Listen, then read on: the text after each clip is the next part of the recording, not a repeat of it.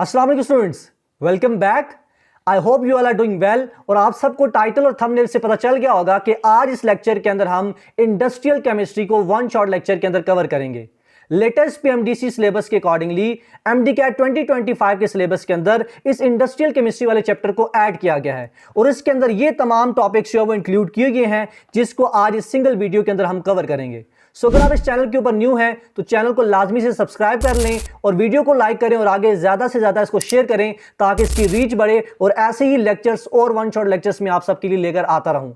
और जो भी स्टूडेंट इस चीज को लेकर परेशान है कि और टेक्स्ट बुक्स को किस तरह से वो पढ़ेगा दूसरे प्रोविंसेस की, और ये इंडस्ट्रियल केमिस्ट्री वाला चैप्टर भी मौजूद नहीं है और मार्केट के अंदर जो मौजूद बुक्स हैं उनके अंदर, तो इस सारी प्रॉब्लम्स का सलूशन मैं आपके लिए एक बुक के थ्रू लेकर आया हूं। उस बुक का नाम है डॉक्टर केमिस्ट्री। इस डॉक्टर केमिस्ट्री बुक के अंदर ना सिर्फ आपको तमाम प्रोविंसेस की टेक्स्ट बुक्स के पॉइंट्स मिलेंगे बल्कि ये तमाम बुक जो है हमने according to latest PMDC syllabus लिखी है। इससे पहले जो बुक का स्टॉक था उसके अंदर ये चैप्टर इंडस्ट्रियल केमिस्ट्री वाला मौजूद नहीं था, लेकिन अब हमने ये भी ऐड कर दिया। तो जो भी स्टूडेंट केमिस्ट्री को लेकर परेशान है वो इस बुक को लाजमी से बाय करें। इस केमिस्ट्री बुक के थ्रू आपकी 110% जो है वो तैयारी होगी केमिस्ट्री पोर्शन की और आपके 45 आउट ऑफ 45 मार्क्स जरूर आएंगे, इस चीज की गारंटी मैं आपको दूंगा। और आपको हर चैप्टर से पहले क्यूआर कोड मिलेंगे जिसको आप स्कैन करके उस चैप्टर से रिलेटेड मेरी वन शॉट लेक्चर भी देख सकते हैं। आपको ट्रिक्स मिलेंगी, टेबुलर फॉर्म के अंदर चीजें मिलेंगी, आपको हर चैप्टर के एंड के ऊपर माइंड मैप्स मिलेंगे। और ना सिर्फ आपको ये बुक दी जाएगी, जो भी फर्स्ट स्टैंडर्ड स्टूडेंट्स होंगे उनको इस बुक के साथ साथ मेरे जो हैंड रिटन नोट्स हैं वो भी फ्री ऑफ कॉस्ट दिए जाएंगे। सो अभी से इस बुक को बाय करें, नंबर आपको शो हो रहा होगा स्क्रीन के ऊपर, और इस अपनी जर्नी को नेक्स्ट लेवल पर लेके चलें। तो चलिए हम बगैर वक्त को जाया किए हुए आगे चलते हैं। इंडस्ट्रियल केमिस्ट्री के अंदर जो टॉपिक्स आज इस लेक्चर के अंदर हम कवर करेंगे उसमें एडेसिव्स वाला एक टॉपिक है, डाइज वाला टॉपिक है, और इस तरह से पॉलीमर्स की कैटेगरी, पॉलीमर्स की जो क्लासिफिकेशन है उसके बारे में हम बात करेंगे। सबसे पहले हम इंडस्ट्रियल केमिस्ट्री की डेफिनेशन के ऊपर जाते हैं कि इंडस्ट्रियल केमिस्ट्री होती क्या है। सो यहां पर एक मैंने पूरी लेंथी डेफिनेशन लिखी है, पहले इसको पढ़ता हूं फिर आपको मैं समझाता हूं। सो यहां पर डेफिनेशन ये है कि it is the branch of chemistry. जाहिर सी बात है इंडस्ट्रियल केमिस्ट्री लिखा है तो ये किसकी ब्रांच होगी? केमिस्ट्री की ही ब्रांच होगी। जैसे आपने 9th क्लास के अंदर पढ़ा होगा, जैसे ऑर्गेनिक केमिस्ट्री आप पढ़ते हैं, इनऑर्गेनिक केमिस्ट्री पढ़ते हैं, फिजिकल केमिस्ट्री पढ़ते हैं, बायो केमिस्ट्री पढ़ते हैं। बात समझ आ रही है ना? इसी तरह से एक जो ब्रांच ऑफ केमिस्ट्री है वो इंडस्ट्रियल केमिस्ट्री है। आगे इसके अंदर क्या लिखा है? Which implies physical and chemical procedures towards the transformation of raw natural materials to the products which are beneficial to humanity। अब इस पूरी डेफिनेशन का क्या लुबे लुबाब क्या है, इन शॉर्ट हम इसको किस तरह से समझ सकते हैं उसको मैं बारे में आपको बताता हूं। ये डेफिनेशन आपको ये बता रही है कि इंडस्ट्रियल केमिस्ट्री एक ऐसी ब्रांच ऑफ केमिस्ट्री है जिसके अंदर फिजिकल और केमिकल प्रोसीजर्स को यूज करके रॉ मटेरियल को ऐसे प्रोडक्ट्स के अंदर कन्वर्ट किया जाता है जो कि ह्यूमंस के लिए बेनिफिशियल होते हैं। यानी ऐसी केमिस्ट्री की ब्रांच जिसके अंदर हम ऐसे प्रोसीजर्स को पढ़ते हैं जिनको यूज करके ऐसे प्रोडक्ट्स बनाए जाते हैं जो कि ह्यूमंस के लिए क्या होते हैं? बेनिफिशियल होते हैं। जैसे बहुत सारी इंडस्ट्रीज हैं, प्लास्टिक की इंडस्ट्री है, ग्लास इंडस्ट्री है, लेदर इंडस्ट्री है, पेट्रोलियम की इंडस्ट्री है। ऑल दीज इंडस्ट्रीज, इनके अंदर जितने भी प्रोसीजर्स होते हैं वो सारे ह्यूमन बीइंग्स के लिए काम करते हैं, यानी उनकी बेनिफिशियल, यानी ऐसे प्रोसेसेस या ऐसे प्रोडक्ट्स की फॉर्मेशन करते हैं जो ह्यूमंस के लिए क्या होते हैं? बेनिफिशियल होते हैं। बात समझ आ रही है? सो यही चीज आगे मैंने लिखी है, इंडस्ट्रियल केमिस्ट्री जो है एक ऐसी ब्रांच ऑफ केमिस्ट्री है जिसके अंदर हम फिजिकल और इसी तरह से केमिकल प्रोसेसेस को यूज करके ऐसे डिजायर प्रोडक्ट्स की फॉर्मेशन करते हैं जो कि ह्यूमन बीइंग्स के लिए, ह्यूमैनिटी के लिए क्या होते हैं? बेनिफिशियल होते हैं। बात समझ आ रही है यहां तक? अब ये जो जितने भी आप नोट्स देख रहे हैं ये आपको मैं नीट फॉर्म के अंदर जैसे ही लेक्चर अपलोड होगा तो मैं अपने व्हाट्सएप चैनल के ऊपर लिंक शेयर कर दूंगा। इससे पहले भी जो वन शॉट लेक्चर्स थे वहां पर मैं शेयर करता हूं नोट्स, तो आप इस नोट्स को जो है वहां से डाउनलोड कर सकेंगे। ठीक है, तो नोट्स की आपने टेंशन नहीं लेनी। अभी मैं रफ वर्क के अंदर यानी तेज से लिखूंगा तो इसलिए ज्यादा मैं ख्याल नहीं करूंगा, लेकिन जब मैं आपको नोट्स प्रोवाइड करूंगा तो वो नीट फॉर्म के अंदर दूंगा। ठीक है, तो इस चीज की आपने टेंशन नहीं लेनी। उसके बाद नेक्स्ट चीज है scope of industrial chemistry. Industrial chemistry का क्या स्कोप है, ये क्यों इसको यूज किया जाता है? सो पहली चीज तो हम ये बोलते हैं कि इंडस्ट्रियल केमिस्ट्री के थ्रू जो मटेरियल्स होते हैं और इसी तरह से जो एनर्जी होती है इन दोनों को एप्रोप्रिएट लेवल के ऊपर यूज किया जाता है। यानी इंडस्ट्रियल केमिस्ट्री के अंदर यूज होने वाले प्रोसीजर्स को यूज करके रॉ मटेरियल्स को कन्वर्ट किया जाता है डिजायरेबल प्रोडक्ट्स के अंदर।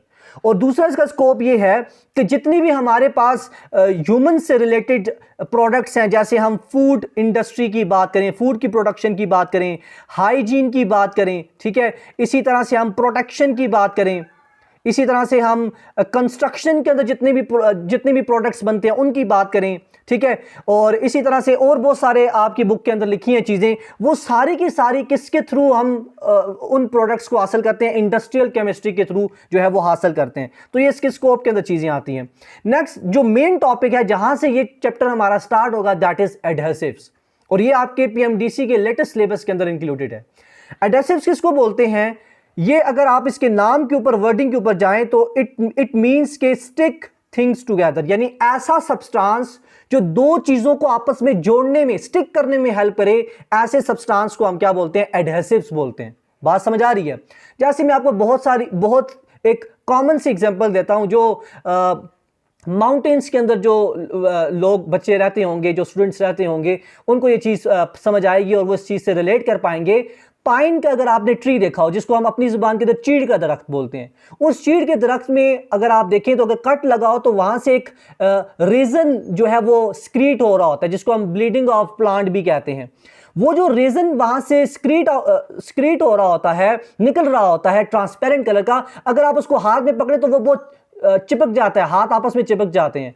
तो वो क्या है? एडेसिव्स की नेचर के अंदर आता है। वो भी दो चीजों को क्या करता है? आपस में कंबाइन करने का काम करता है। जैसे आप ग्लू गन, जो ग्लू स्टिक है उसको यूज करते हैं जब भी आप DIY की चीजें बनाते हैं, कार्डबोर्ड्स को आपस में जोड़ रहे होते हैं, तो उसमें भी आप ग्लू गन का यूज करते हैं। तो all those things, all those substances जो कि दो चीजों को, दो सर्फेसिस को आपस में स्टिक करें, उनको हम क्या बोलते हैं? एडेसिव्स बोलते हैं। बात समझ आ रही है? तो यहां पर मैंने लिखी डेफिनेशन लिखी है, adhesive is a compound that adheres और bond to things together. Clear होगी बात? अब एडेसिव्स की आगे हम बात करें तो दो तरह के हम इसकी क्लासिफिकेशन करते हैं। एक को हम बोलते हैं नेचुरल एडेसिव्स और दूसरों को हम बोलते हैं सिंथेटिक एडेसिव्स। अब नेचुरल एडेसिव्स और सिंथेटिक एडेसिव्स में किस तरह से आप डिफरेंशिएशन करेंगे, तो इसकी सिंपल सी एक लाइन में बताता हूं कि on the basis of resource, यानी ये एडेसिव्स हमें किस रिसोर्स से मिल रहा है, किस सोर्स से हमें मिल रहा है, उसकी बेसिस पर हम इसको दो कैटेगरीज के अंदर डिवाइड करते हैं।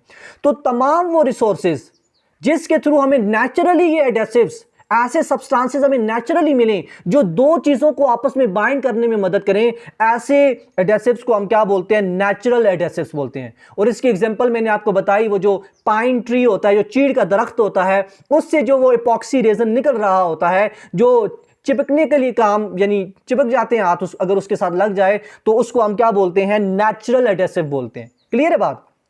इसी तरह से वो तमाम एडेसिव्स, वो तमाम सब्सटेंसेस जिनको इंडस्ट्रीज के अंदर बनाया जाए, जिनको जो मैन मेड हो, जो ह्यूमंस बना रहे हो, जो फैक्ट्री के अंदर बन रहे हो, उन तमाम एडेसिव्स को हम किस कैटेगरी के अंदर लाते हैं? सिंथेटिक एडेसिव्स की कैटेगरी के अंदर लाते हैं। यहां तक बात आपको समझ आ रही है? नेक्स्ट आगे चलिए, टाइप्स ऑफ एडेसिव्स। एडेसिव्स की फेडरल बुक के अंदर 6 टाइप्स लिखे हैं। यहां पर थोड़ा सा मैं ये चीज भी बताता चलूं आपको कि पंजाब बुक के अंदर इंडस्ट्रियल केमिस्ट्री के हवाले से ये जो टॉपिक्स पीएमडीसी के सिलेबस के अंदर इंक्लूड किए गए हैं, वहां पर शामिल नहीं है।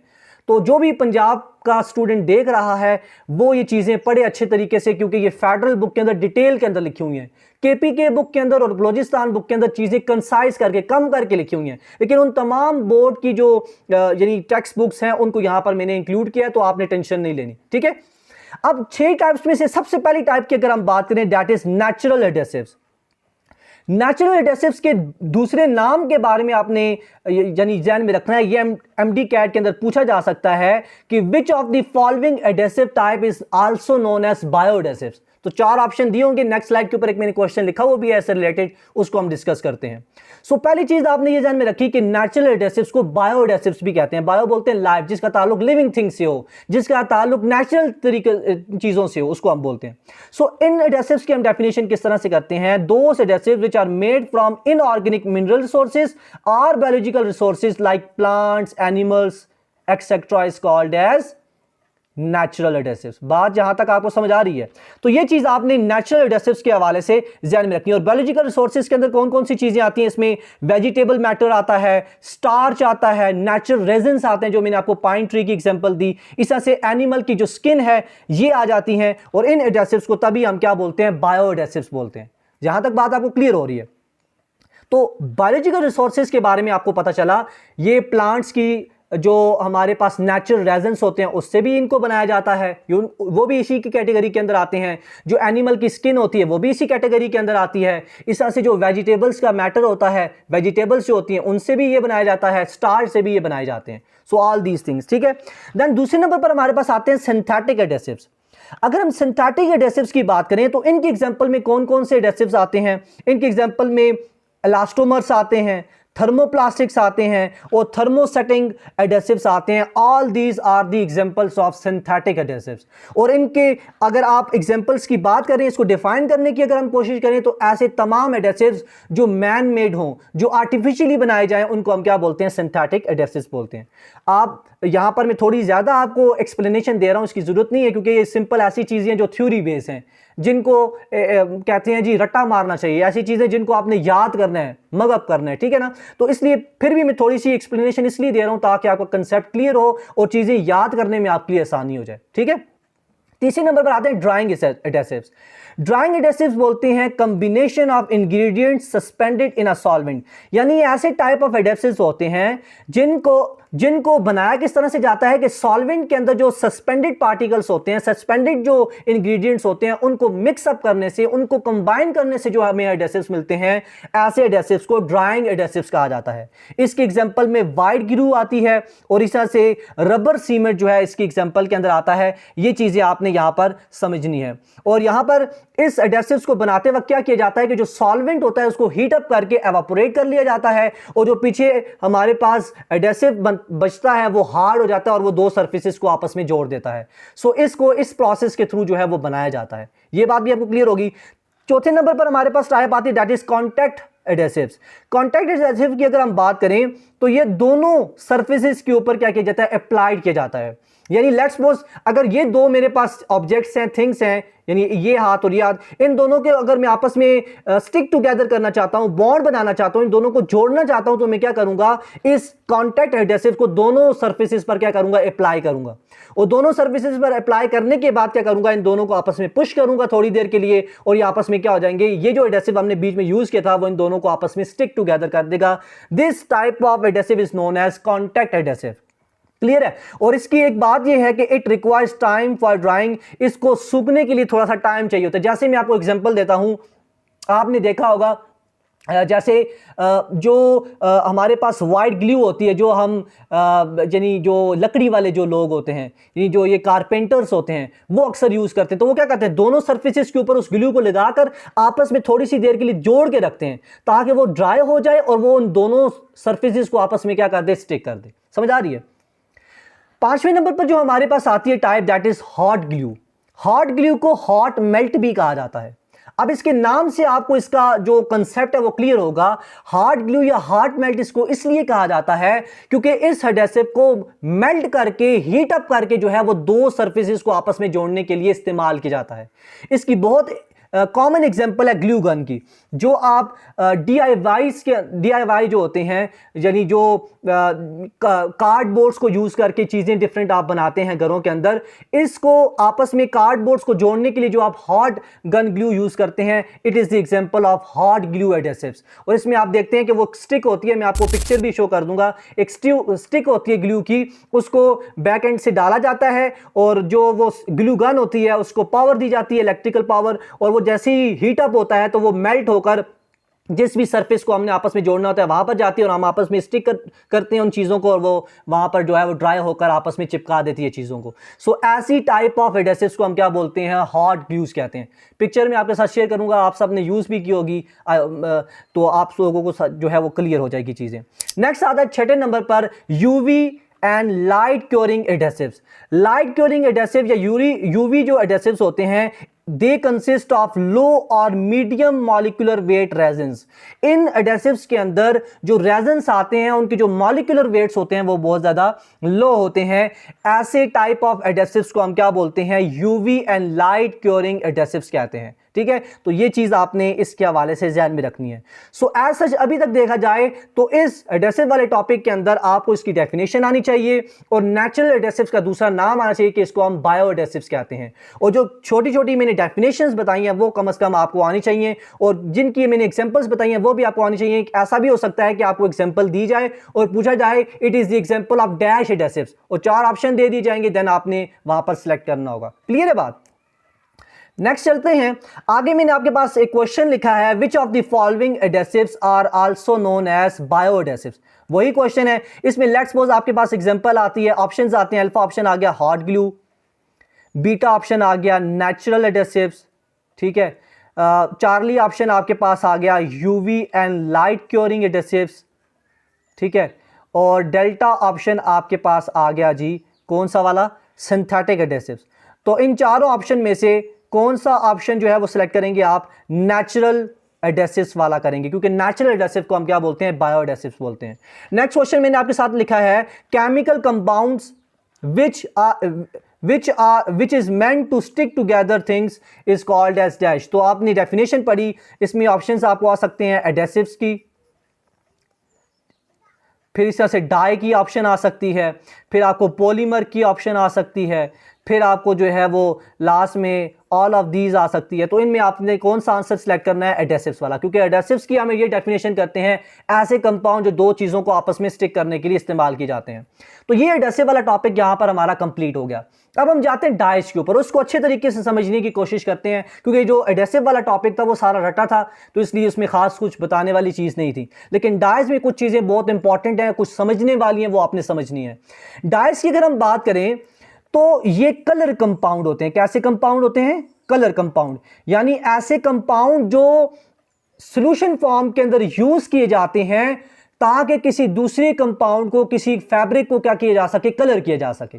तो पहली चीज आपने ये समझनी है कि डाइस को सॉल्यूशन फॉर्म के अंदर यूज किया जाता है और ये ऐसे कलर कंपाउंड्स होते हैं जो दूसरे ऑब्जेक्ट को कलर देते हैं। बात समझ आ रही है? जैसे बहुत ही कॉमन एग्जांपल है, लड़कियां इससे रिलेट कर पाएंगी कि जब भी दुपट्टा हमने डाई करवाना होता है तो हम जाकर उस बंदे को देते हैं, वो क्या करता है, वो एक सॉल्यूशन बना होता है उसके पास, ठीक है, कलर का। लेट्स सपोज एक वाइट आप चादर उसके पास लेके गए और आप उसको कहते हैं कि मुझे इसके ऊपर रेड कलर करके दें, डाई करके दें, तो वो क्या करेगा, उस रेड कलर के सॉल्यूशन के अंदर, उस डाई के अंदर आपके उस वाइट कपड़े को डालेगा और उसको हीट अप करेगा और आप देखेंगे कुछ देर के बाद जो है वो जो वाइट कलर की चादर होगी उसके ऊपर वो रेड कलर क्या कर जाएगा, स्टिक कर जाएगा। तो इस प्रोसेस को हम डाइंग बोलते हैं और इस प्रोसेस के अंदर यूज होने वाले कंपाउंड को हम क्या बोलते हैं, डाई। और ये किस फॉर्म के अंदर यूज किया जाता है, सॉल्यूशन फॉर्म के अंदर यूज किया जाता है to colour the other compounds like fabrics वगैरह को। क्लियर होगी बात? और आगे नीचे मैंने लिखा भी है, capable of being fixed to the fabric. कपड़े जो होते हैं उनके ऊपर अक्सर जो डाइंग की जाती है, डाइज कलर की जाती हैं, उनको हम क्या बोलते हैं, डाइज बोलते हैं। क्लियर है? नेक्स्ट चीज मैंने ये लिखी है कि dye should be chemically stable. Dyes का स्टेबल होना बहुत ज्यादा जरूरी है, फास्ट होना जरूरी है। इससे मुराद ये है कि डाई ऐसा नहीं होना चाहिए कि हम उसको लाइट की प्रेजेंस के अंदर लेके आए या फिर उसको वॉश करें तो वो वहां पर वॉश अवे हो जाए या फेड अवे हो जाए। ऐसे आपने बहुत सारे देखे होंगे कपड़े, जब उनको यानी धोया जाता है, वॉश किया जाता है, तो उनमें से बहुत ज्यादा रंग निकलता है। तो वो रंग निकलने की क्या मुराद है कि उनके ऊपर जो डाई कलर किया होता है वो उस तरह से स्टेबल नहीं होता।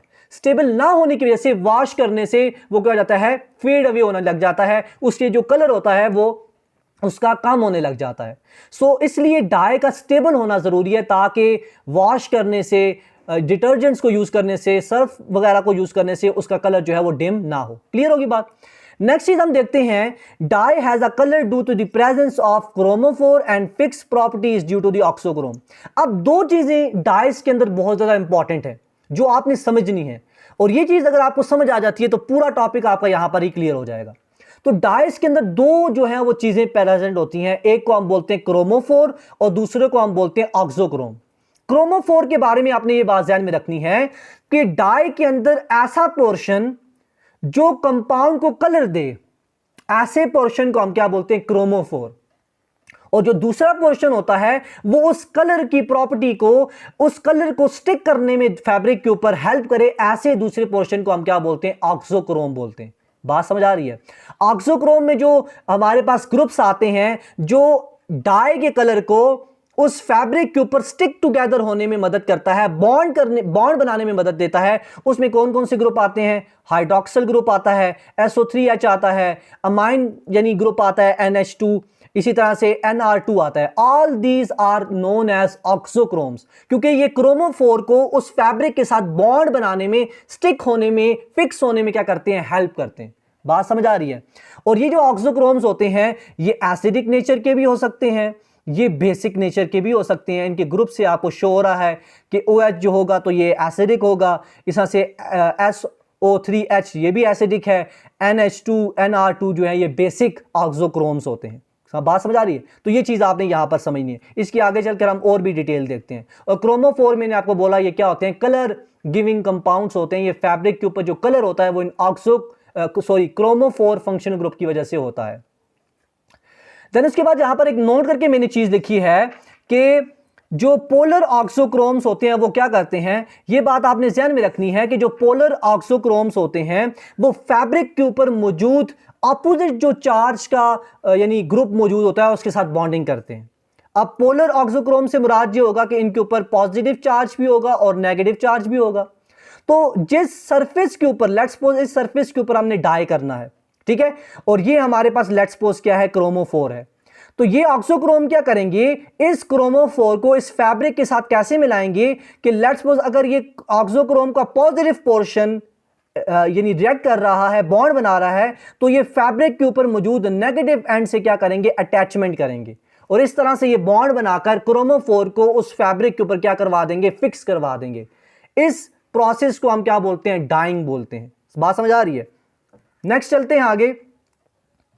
आगे मैंने वही चीज लिखी है कि डाई की अगर हम बात करें तो इसके बारे में जो थ्योरी जो है वो जिस साइंटिस्ट ने प्रपोज की थी उसका नाम था ऑटो विट, जिसने 1876 के अंदर क्रोमोफोर ऑक्सोक्रोम थ्योरी को सबसे पहले प्रपोज किया था। और इस क्रोमोफोर ऑक्सोक्रोम थ्योरी के अकॉर्डिंगली ये था कि जो डाइज हम करते हैं यानी यूवी स्पेक्ट्रोस्कोपी के अंदर मेनली हम देखते हैं कि ये क्रोमोफोर और ऑक्सोक्रोम का जो कंसेप्ट है आप वहां पर पढ़ते हैं, लेकिन खैर हम यहां पर FSC लेवल के अकॉर्डिंगली बात करेंगे। तो अगर हम बात करें तो डाइज के अंदर दो पोर्शंस होते हैं, एक क्रोमोफोर होता है और दूसरा ऑक्सोफोर होता है। अगर हम क्रोमोफोर की बात करें तो ये ग्रीक वर्ड क्रोम और फोरिन से निकला है। क्रोम बोलते हैं कलर को, और इसी तरह से जो फोरिन लफ्ज है FOREIN, मैं स्पेलिंग यहां पर देख लेता हूं कि इसका जो स्पेलिंग है वो क्या है, ताकि ये चीज ना हो कि मैं गलत लिख दूं। फोरिन ही है, ठीक है। तो ये क्रोमोफोर जो है इसके नाम से आपको चीज जाहिर हो रही है कि it is a colour giving compound, यानी डाई के अंदर ऐसा फंक्शनल ग्रुप जो डाई को कलर दे, उसको हम क्या बोलते हैं, क्रोमोफोर बोलते हैं। बात समझ आ रही है? और ऑक्सोक्रोम की बात करें तो ये ग्रीक वर्ड ऑक्सीनियन से निकला है, विच मीन्स टू इंक्रीज। जैसा कि मैंने आपको पीछे डेफिनेशन के अंदर बताया था, ये ऐसा ग्रुप होता है डाई के अंदर जो क्रोमोफोर के कलर को क्या करता है, इनहांस करता है, उसकी प्रॉपर्टी को इनहांस करता है और उस क्रोमोफोर को उस फैब्रिक के साथ अटैच होने में मदद देता है। ऐसे ग्रुप को हम क्या बोलते हैं, ऑक्सोफोर बोलते हैं। शायद मैं पीछे बार बार ऑक्सोक्रोम बोलता हूं, या ऑक्सोफोर लफ्ज है। क्लियर है बात? तो ये चीज आपने समझनी है। और इस ऑक्सोफोर के अंदर जो ग्रुप्स आते हैं उसमें आपने देखा NR2 आता है, इस तरह से NHR आता है, NH2 आता है, OH आता है, हेलोजन आता है और OR आता है। और ये जो मैंने ऑर्डर लिखा है, इस ऑर्डर के अंदर ये जो अगर NR2 प्रेजेंट होगा किसी क्रोमोफोर के अंदर, किसी डाई के अंदर, तो इसकी जो एबिलिटी है to enhance the colour of chromophore वो ज्यादा होती है एज कंपेयर टू NHR, और इसकी ज्यादा होती है NH2 से, और इस तरह से order up to so on आगे चलता रहता है। बात समझ आ रही है? सो ये जितने भी ग्रुप्स मैंने यहां पर बनाए हैं ये सारे के सारे क्या हैं, ऑक्सोफोर हैं। क्लियर? और अगर हम क्रोमोफोर की बात करें तो इसकी पहचान किस तरह से की जाएगी, तो यह बात आपने हमेशा ध्यान में रखनी है कि ये अनसैचुरेटेड ग्रुप्स होते हैं।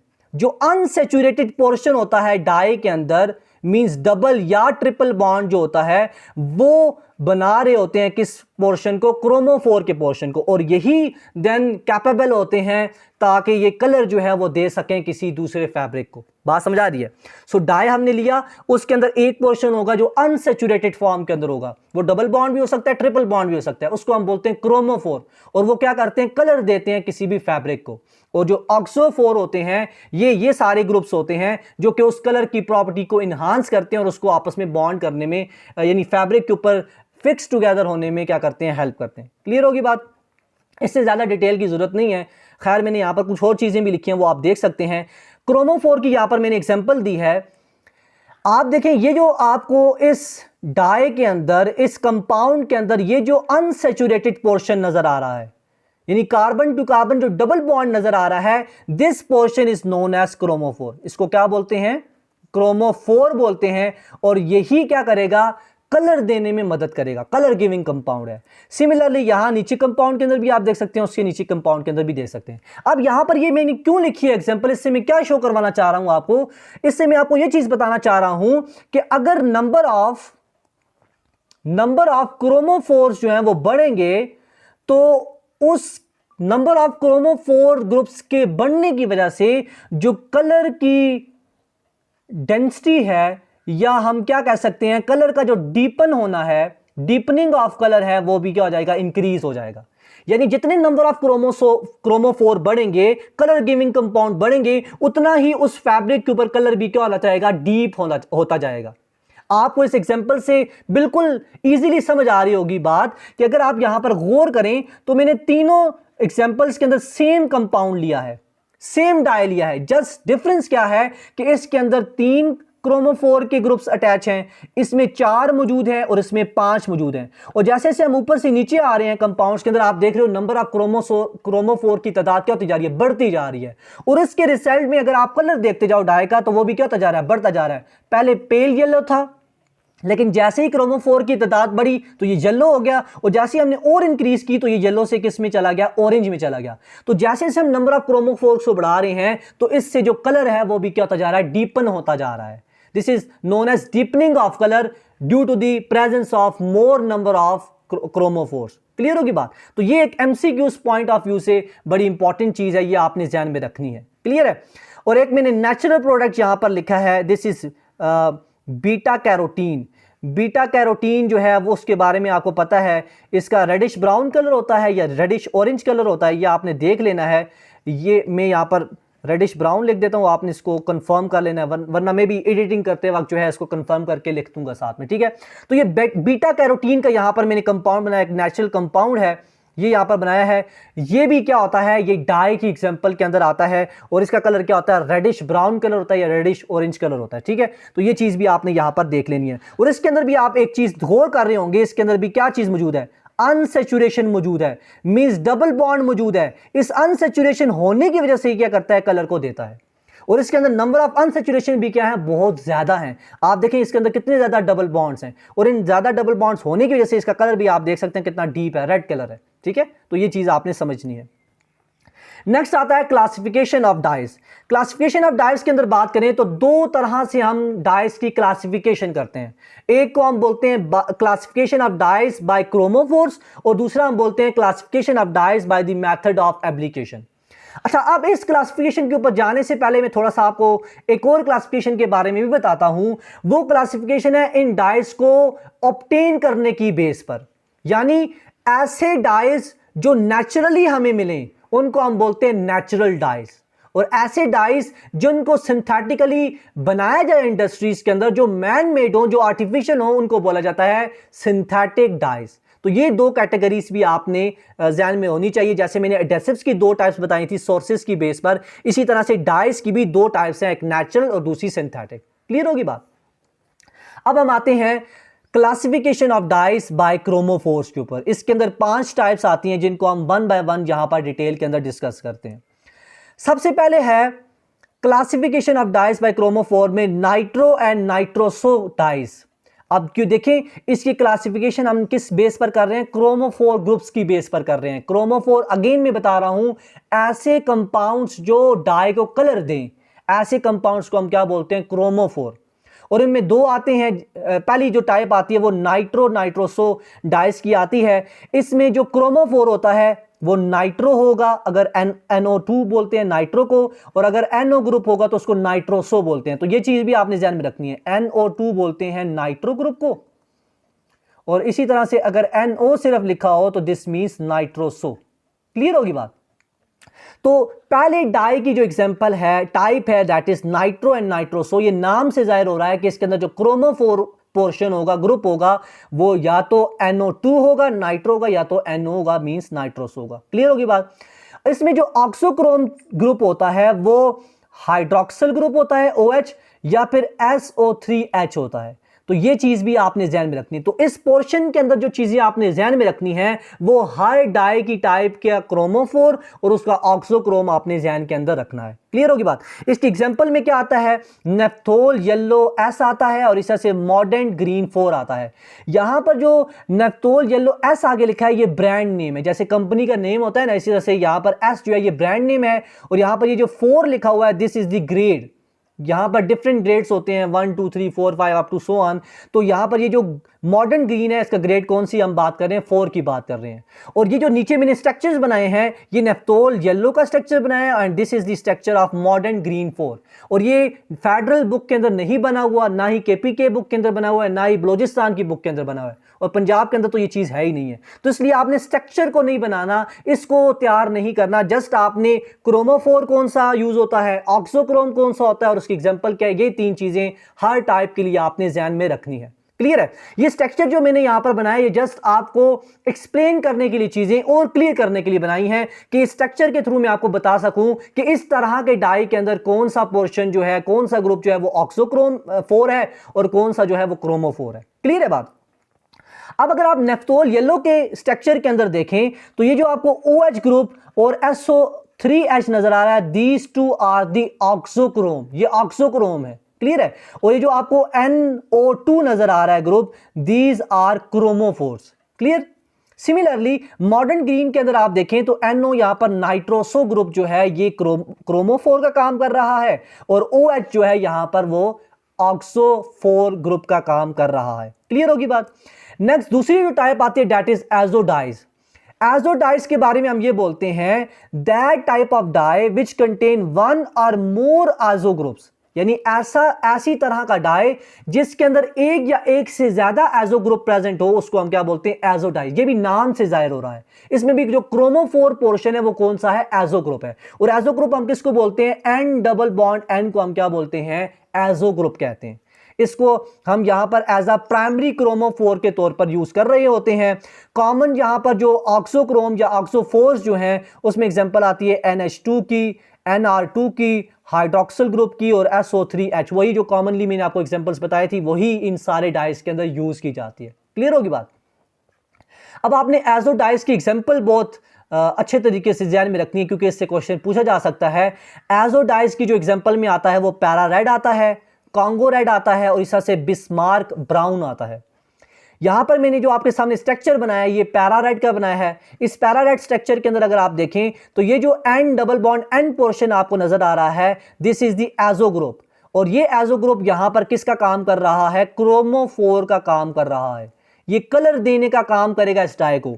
और यहां पर ये जो आपको OH ग्रुप और OH ग्रुप यहां पर नजर आ रहा है मेनली, दिस इज द ऑक्सोफोर। ये ऑक्सोफोर होता है जो इस क्रोमोफोर के कलर को इनहांस करेगा और इसको बाउंड करने में फैब्रिक के साथ हेल्प करेगा। क्लियर होगी बात। नेक्स्ट आता है ट्राई एराइल मीथेन डाइस। अब इसका स्ट्रक्चर भी, इसका क्रोमोफोर भी आपको इसके नाम से ही क्लियर होगा। ट्राई बोलते हैं 3 को, एराइल बोलते हैं बेंजाइल फंक्शनल ग्रुप को। यानी देखें अगर मैं लिखता हूं ना C6H5, this is phenyl, phenyl functional group है, या हम इसको बोलते हैं फिनाइल ग्रुप है। इसको क्या बोला जाता है, एराइल भी बोला जाता है। सो ऐसा हमारे पास क्रोमोफोर, ऐसा डाई जिसके अंदर जो कार्बन है वो 3 एरोमेटिक रिंग से अटैच हो और एक जो एरोमेटिक रिंग है वो क्लोराइड फॉर्म के अंदर प्रेजेंट हो, ऐसे डाई को हम क्या बोलते हैं, ट्राई एराइल मीथेन डाई बोलते हैं। अब ये आपको स्ट्रक्चर से क्लियर हो जाएगी सारी बात कि इसको हम ट्राई एराइल मीथेन डाई क्यों कहते हैं। क्लियर है बात। इसके एग्जांपल में आता है मेलाकाइट ग्रीन। मैलाकाइट ग्रीन जो है it is the example of tri aryl methane dyes. अब इसमें जो ऑक्सोक्रोम यूज किया जाता है वो NR2 यूज किया जाता है, या फिर NH2 यूज किया जाता है, या फिर OH यूज किया जाता है। सो इसका अगर आप स्ट्रक्चर देखें तो आपको क्लियर कट यहां पर शो होगा कि जो कार्बन है वो कितने एरोमेटिक कंपाउंड से अटैच है, 3 एरोमेटिक कंपाउंड से अटैच है। और इन 3 एरोमेटिक कंपाउंड में एक जो एरोमेटिक कंपाउंड है वो किस फॉर्म के अंदर है, वो क्यूनाइड फॉर्म के अंदर प्रेजेंट है। क्लियर है बात? आप देख सकते हैं this is a aromatic compound, ये भी एरोमेटिक कंपाउंड है, ये भी एरोमेटिक कंपाउंड है, लेकिन ये किस फॉर्म के अंदर है, क्यूनाइड फॉर्म के अंदर। इसको क्यूनाइड फॉर्म कहा जाता है। क्लियर होगी बात? और ये जो पोर्शन आपको साथ में नजर आ रहा है दिस इज दी, ये हमारे पास क्या है, दिस इज दी पोर्शन, इसको हम बोलते हैं ऑक्सो4 ग्रुप। ये क्या है, ये भी ऑक्सो4 ग्रुप है। ये क्या है, NR2 है। यहां पर मिथाइल की जगह पर आप R लिख सकते हो, जो अल्काइल ग्रुप को शो करता है, अल्काइल चेन को शो करता है। सो दीज आर ऑक्सो4। क्लियर होगी बात? तो यहां तक आई होप आपको चीजें समझ आ रही है। नेक्स्ट आगे चलें, अगर हम चौथी टाइप आती है एंथ्राक्विनोन डाई। एंथ्राक्विनोन डाई जो है it is the type of anthracene dye. ये एंथ्रासीन डाई होता है। इसको एंथ्राक्विनोन क्यों कहते हैं, क्योंकि इस डाई के अंदर जो ग्रुप प्रेजेंट होता है, जो कंपाउंड प्रेजेंट होता है वो एंथ्रासीन से डिराइव किया जाता है, इसलिए इसको एंथ्राक्विनोन डाई कहा जाता है। बात समझ आ रही है? इसमें जो क्रोमोफोर होता है वो पैराक्विनाइड होता है। पैराक्विनाइड मींस पैरा पोजीशन पर जो है वो यहां पर हमारे पास डबल बॉन्ड ऑक्सीजन प्रेजेंट होगा और वो क्यूनाइड फॉर्म के अंदर होगा। और ऑक्सोक्रोम यहां पर जो होता है वो OH फंक्शनल ग्रुप प्रेजेंट होता है। अब इसका अगर आप स्ट्रक्चर देखें तो ये आप देख पा रहे हैं, ये जो पोर्शन है इसको हम क्या बोलते हैं, एंथ्रासीन। एंथ्रासीन आपको मैं यहां पर स्ट्रक्चर के थ्रू बताता हूं। देखें, एक चीज आपने पढ़ी होगी, ये अगर 3 हमारे पास एरोमेटिक रिंग्स आपस में अटैच हों, ठीक है, 3 एरोमेटिक रिंग्स आपस में अटैच हों तो उसको हम क्या बोलते हैं, एंथ्रासीन बोलते हैं। क्या बोलते हैं, एंथ्रासीन। और अगर 2 हमारे पास एरोमेटिक रिंग्स आपस में अटैच हो तो उसको आप क्या बोलते हो, नेफ्थलीन बोलते हो। ऐसी बात है ना? और अगर एक बेंजीन के ऊपर OH लगा हो तो उसको आप नेफ्थलीन के बजाय क्या बोलते हो, नेफ्थोल बोलते हो। ठीक है, तो ये सिंपल सी चीजें ये आपको पता होंगी। ठीक है, तो खैर ये अगर आप देखो, ये एंथ्रासीन के अंदर भी 3 एरोमेटिक रिंग्स हैं, और यहां पर अगर आप इस एंथ्राक्विनोन डाई के अंदर देखो, इसके अंदर भी कितने एरोमेटिक रिंग्स हैं, मींस रिंग्स कितने हैं, 3 है। ठीक है, और एक जो रिंग है वो किस फॉर्म के अंदर है, वो पैराक्विनाइड फॉर्म के अंदर है। इसी पैराक्विनाइड फॉर्म ऑफ रिंग के प्रेजेंस होने की वजह से इसको हम क्या बोलते हैं, एंथ्राक्विनोन बोलते हैं। एंथ्रा मींस, एंथ्रा इसलिए बोलते हैं कि इसके अंदर 3 रिंग्स होते हैं, और क्विनोन इसलिए बोलते हैं कि इसके अंदर पैराक्विनाइड फॉर्म प्रेजेंट होती है। दैट्स व्हाई इसको हम क्या बोलते हैं, एंथ्राक्विनोन डाई बोलते हैं। इसकी एग्जांपल आती है alizarin. Alizarin is the example of anthraquinone dye, और इसके अंदर जो OH यहां पर ग्रुप आपको नजर आ रहा है, this is the example of ऑक्सो4, जो कि इसके कलर को क्या करेगा, इनहांस करेगा और इसको बाउंड होने में हेल्प करेगा। क्लियर होगी बात? नेक्स्ट 5वीं टाइप आती है इंडिगो डाई। इंडिगो डाई की बात करें तो it is insoluble in water. ये वाटर के अंदर इनसॉल्युबल होता है, यानी वाटर के अंदर अगर नहीं सॉल्युबल होता तो आप, ये क्वेश्चन होगा आपका कि सारी अगर ये वाटर के अंदर सॉल्युबल नहीं है तो इसको हम किस तरह से जो है वो फिर फैब्रिक के ऊपर जो है डिपॉजिट करवाते हैं। तो इसके डिफरेंट मेथड्स को यूज किया जाता है। यहां पर जो मेथड यूज किया जाता है वो उसको हम बोलते हैं वेट प्रोसेस। वेट प्रोसेस बोलते हैं, नाम से जाहिर हो रहा है, एक ऐसा प्रोसेस जो बल्क पैमाने पर किया जाए, जो एक बड़े पैमाने पर किया जाए उसको वेट प्रोसेस बोला जाता है।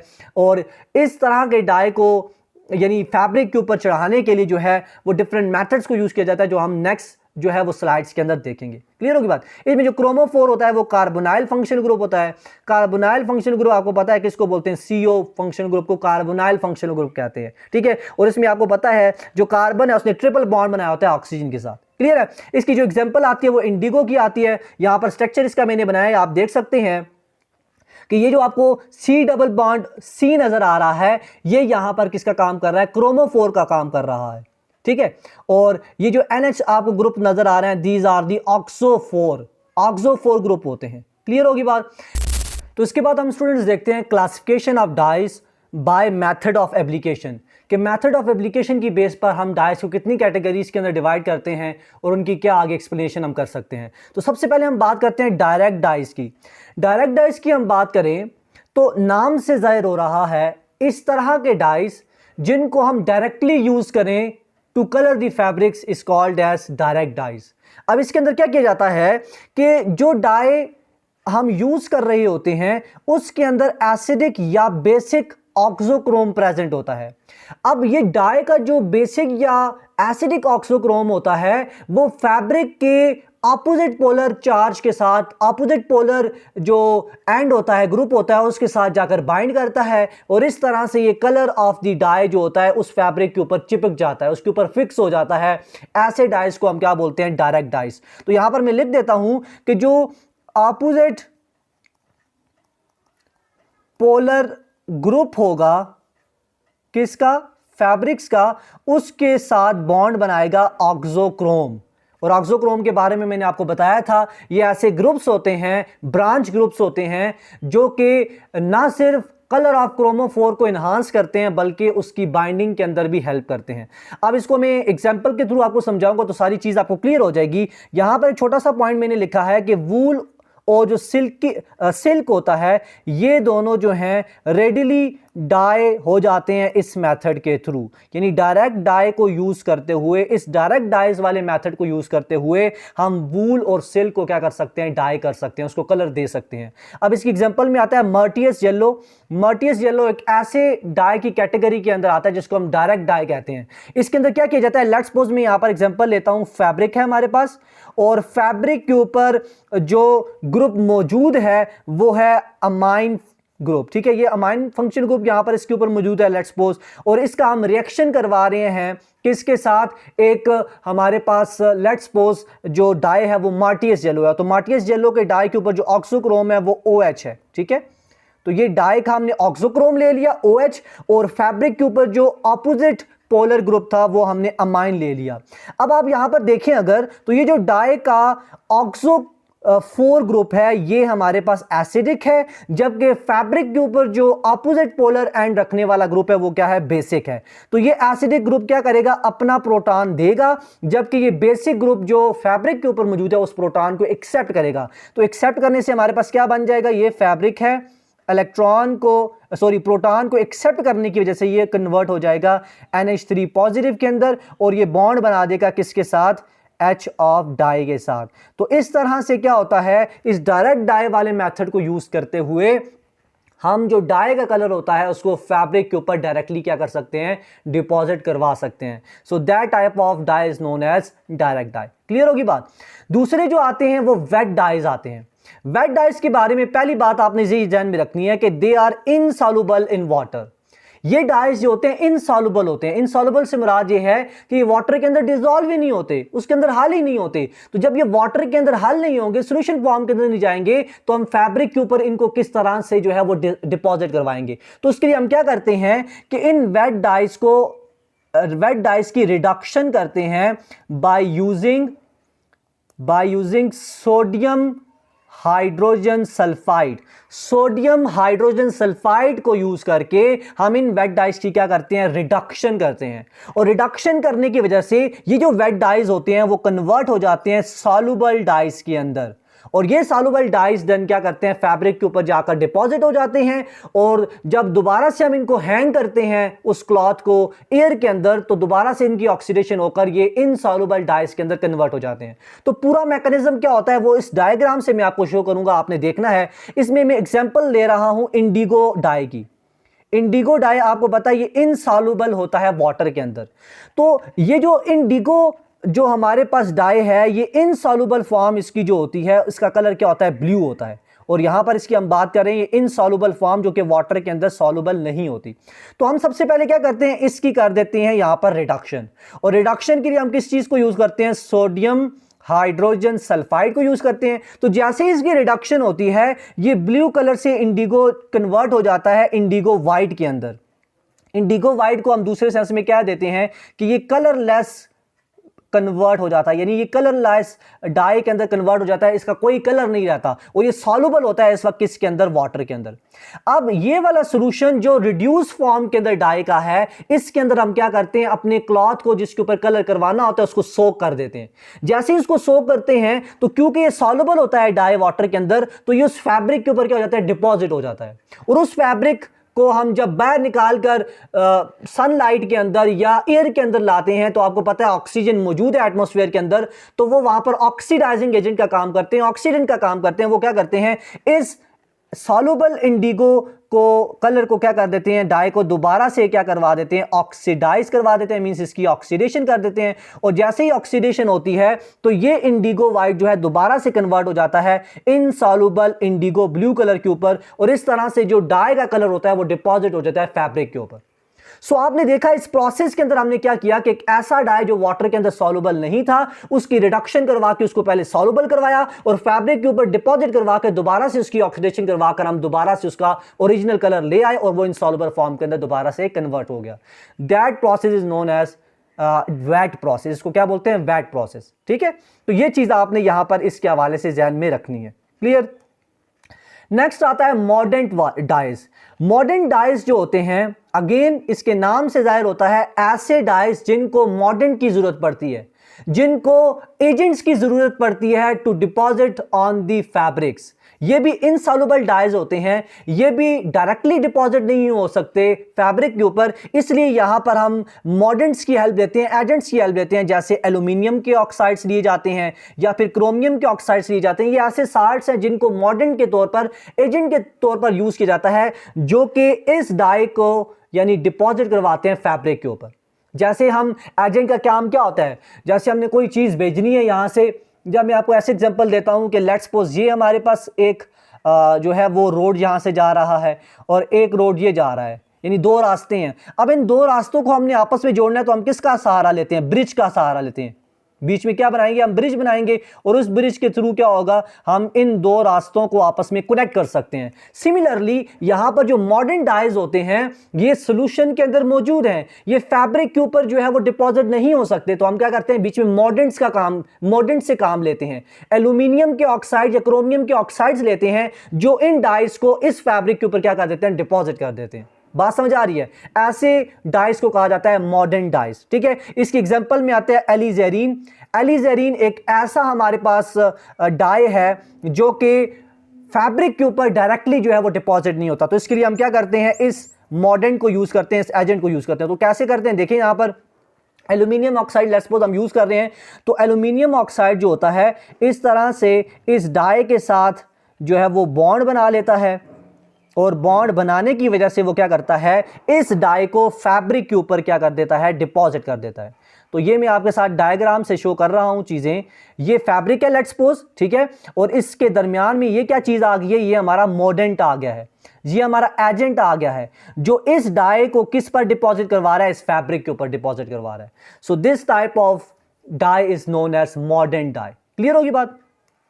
नेक्स्ट आता है एजोइक डाइस। एजोइक डाइस नाम से जाहिर हो रहा है जिसके अंदर एजो ग्रुप होगा, एजो डाई की कैटेगरीज के साथ ताल्लुक रखते हैं। इनको हम इनग्रेन्स डाइस भी कहते हैं, दूसरा नाम है इसका। ये भी वाटर्स इनसॉल्युबल एजो डाइज होते हैं। इनका मैकेनिज्म किस तरह से, हम इनको किस तरह से डिपॉजिट करवाते हैं फैब्रिक्स के ऊपर, तो दो स्टेप्स हम यूज करते हैं। पहले स्टेप के अंदर क्या होता है कि इन एजो डाइस को हम सोक करते हैं सॉल्यूशन ऑफ कपलिंग एजेंट के अंदर। अब ये कपलिंग एजेंट क्या होते हैं, अगेन ये ऐसे एजेंट्स होते हैं जो इन डाइस को जो है वो फैब्रिक के ऊपर डिपॉजिट करवाते हैं। इन कपलिंग एजेंट्स में कौन कौन सी चीज हम यूज कर सकते हैं, या तो फिनोल यूज कर सकते हैं या फिर हम नेफ्थोल यूज करते हैं। फिनोल आपको पता है हम किसको बोलते हैं, बेंजीन रिंग के ऊपर अगर हम OH को लगा दें तो ये क्या बन जाता है, फिनोल बन जाता है। और नेफ्थोल हम किसको कहते हैं, आपको मैंने पीछे स्लाइड्स के ऊपर एक चीज बताई थी, नेफ्थलीन। नेफ्थलीन जो होता है, कहते हैं जब दो बेंजीन रिंग, जब दो एरोमेटिक रिंग्स, बेंजीन रिंग्स आपस में जुड़ते हैं तो उस चीज को हम क्या बोलते हैं, नेफ्थलीन। और इस नेफ्थलीन के अगर एक एरोमेटिक रिंग के ऊपर आप OH लगा दे तो ये क्या बन जाता है, नेफ्थोल बन जाता है। क्लियर होगी बात।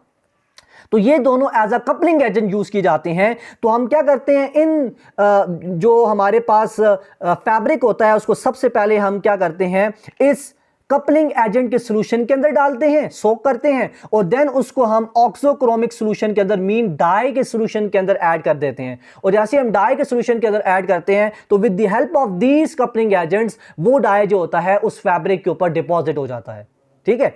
इसकी यूज की बात करें तो ये कॉटन और सेलुसिक यानी जो हमारे पास फाइबर्स होते हैं, इस तरह से नायलॉन जो है, इन तमाम जो हमारे पास फैब्रिक्स हैं इनके ऊपर इन डाइस को जो है वो डिपॉजिट करवाया जाता है बाय दिस मेथड। क्लियर होगी बात।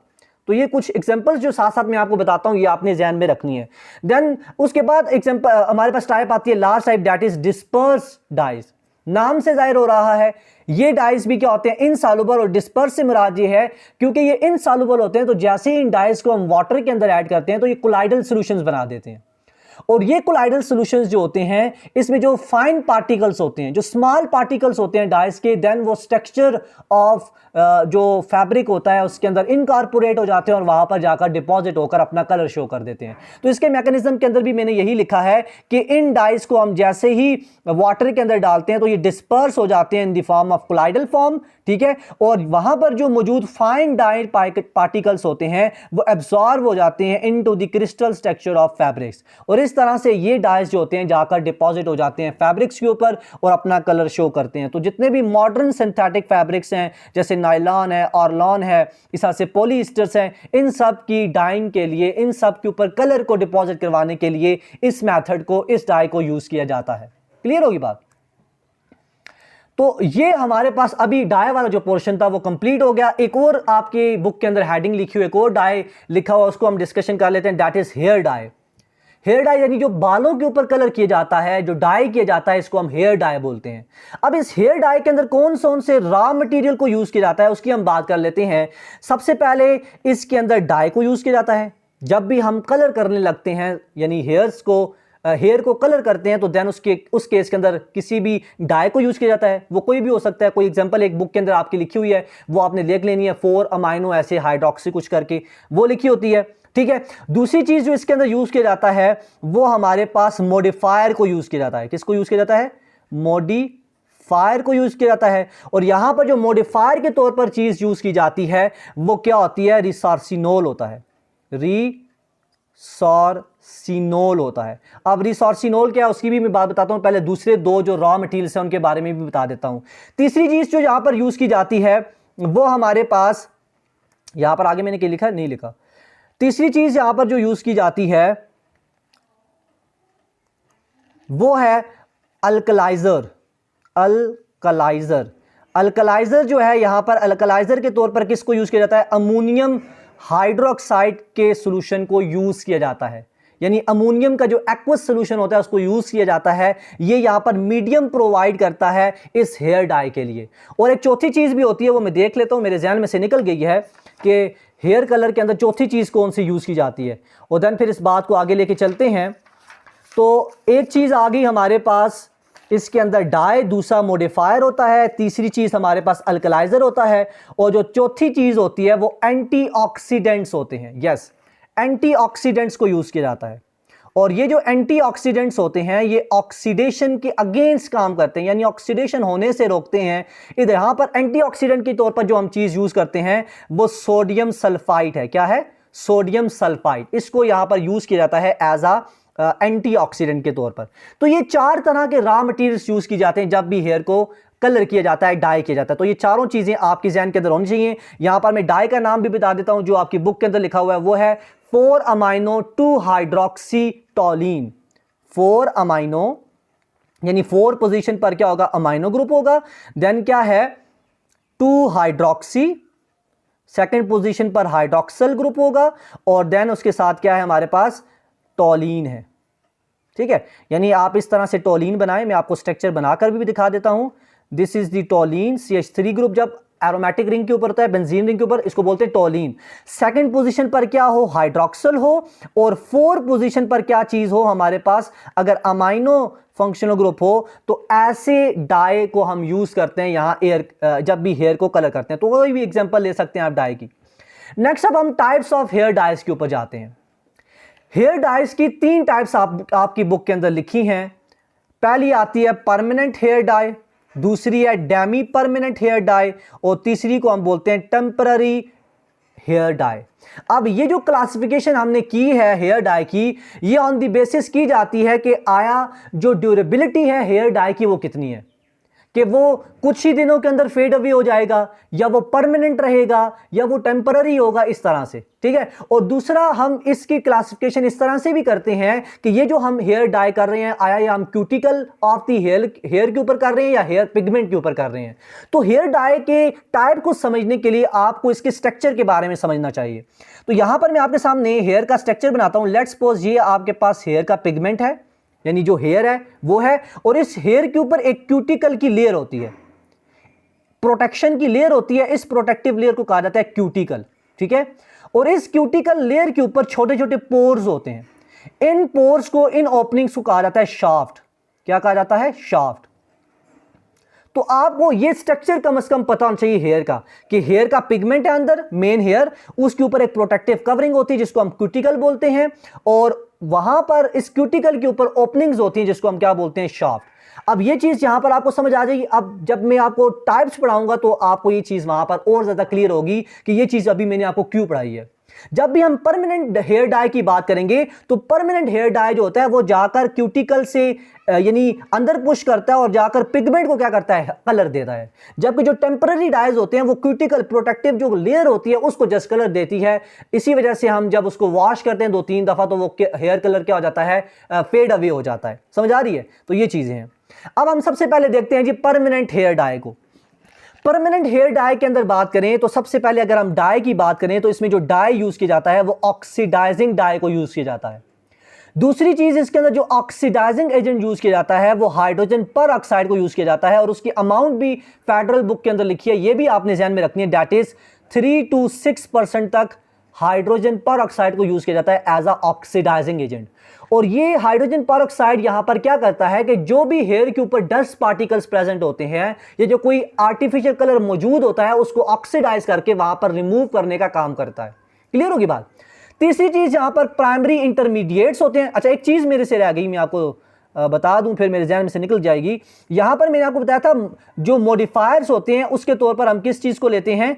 रिसोर्सिनोल को यूज करते हैं। तो रिसोर्सिनोल क्या, उसके बारे में थोड़ा सा मैं आपको बता देता हूं। देखें, ये हमारे पास एक क्या है? बेंजीन रिंग है। अगर बेंजीन रिंग के फर्स्ट पोजीशन पर हाइड्रोक्सल हो और थर्ड पोजीशन पर हाइड्रोक्सल हो तो इसको हम बोलते हैं रिसोर्सिनोल। क्या बोलते हैं? रिसोर्सिनोल। अगर यही हाइड्रोक्सल जो है वो हमारे पास कहां पर हो? फर्स्ट पोजीशन पर और सेकंड पोजीशन पर हो, मींस ऑर्थो पोजीशन पर हो, उसको हम बोलते हैं कैटिकोल। क्या बोलते हैं? कैटिकोल। और अगर यही हमारे पास ऐसे बेंजीन रिंग है और दोनों जो हाइड्रोक्सल हैं वो अगर पैरा पोजीशन पर हैं, मींस फर्स्ट और फोर्थ पोजीशन पर हैं, ऐसे को हम क्या बोलते हैं? हाइड्रोक्विनोन बोलते हैं। और ये चीज आप जो है ऑर्गेनिक केमिस्ट्री के अंदर ये बेसिक स्ट्रक्चर्स पढ़ते हैं, और इसके हवाले से एमडी कैट के अंदर एक दफा पहले भी क्वेश्चन आ चुका है। तो ये तीनों तरह के स्ट्रक्चर्स जो हैं आपके ध्यान के अंदर होने चाहिए। रिसोर्सिनोल का पूरा नाम क्या होगा?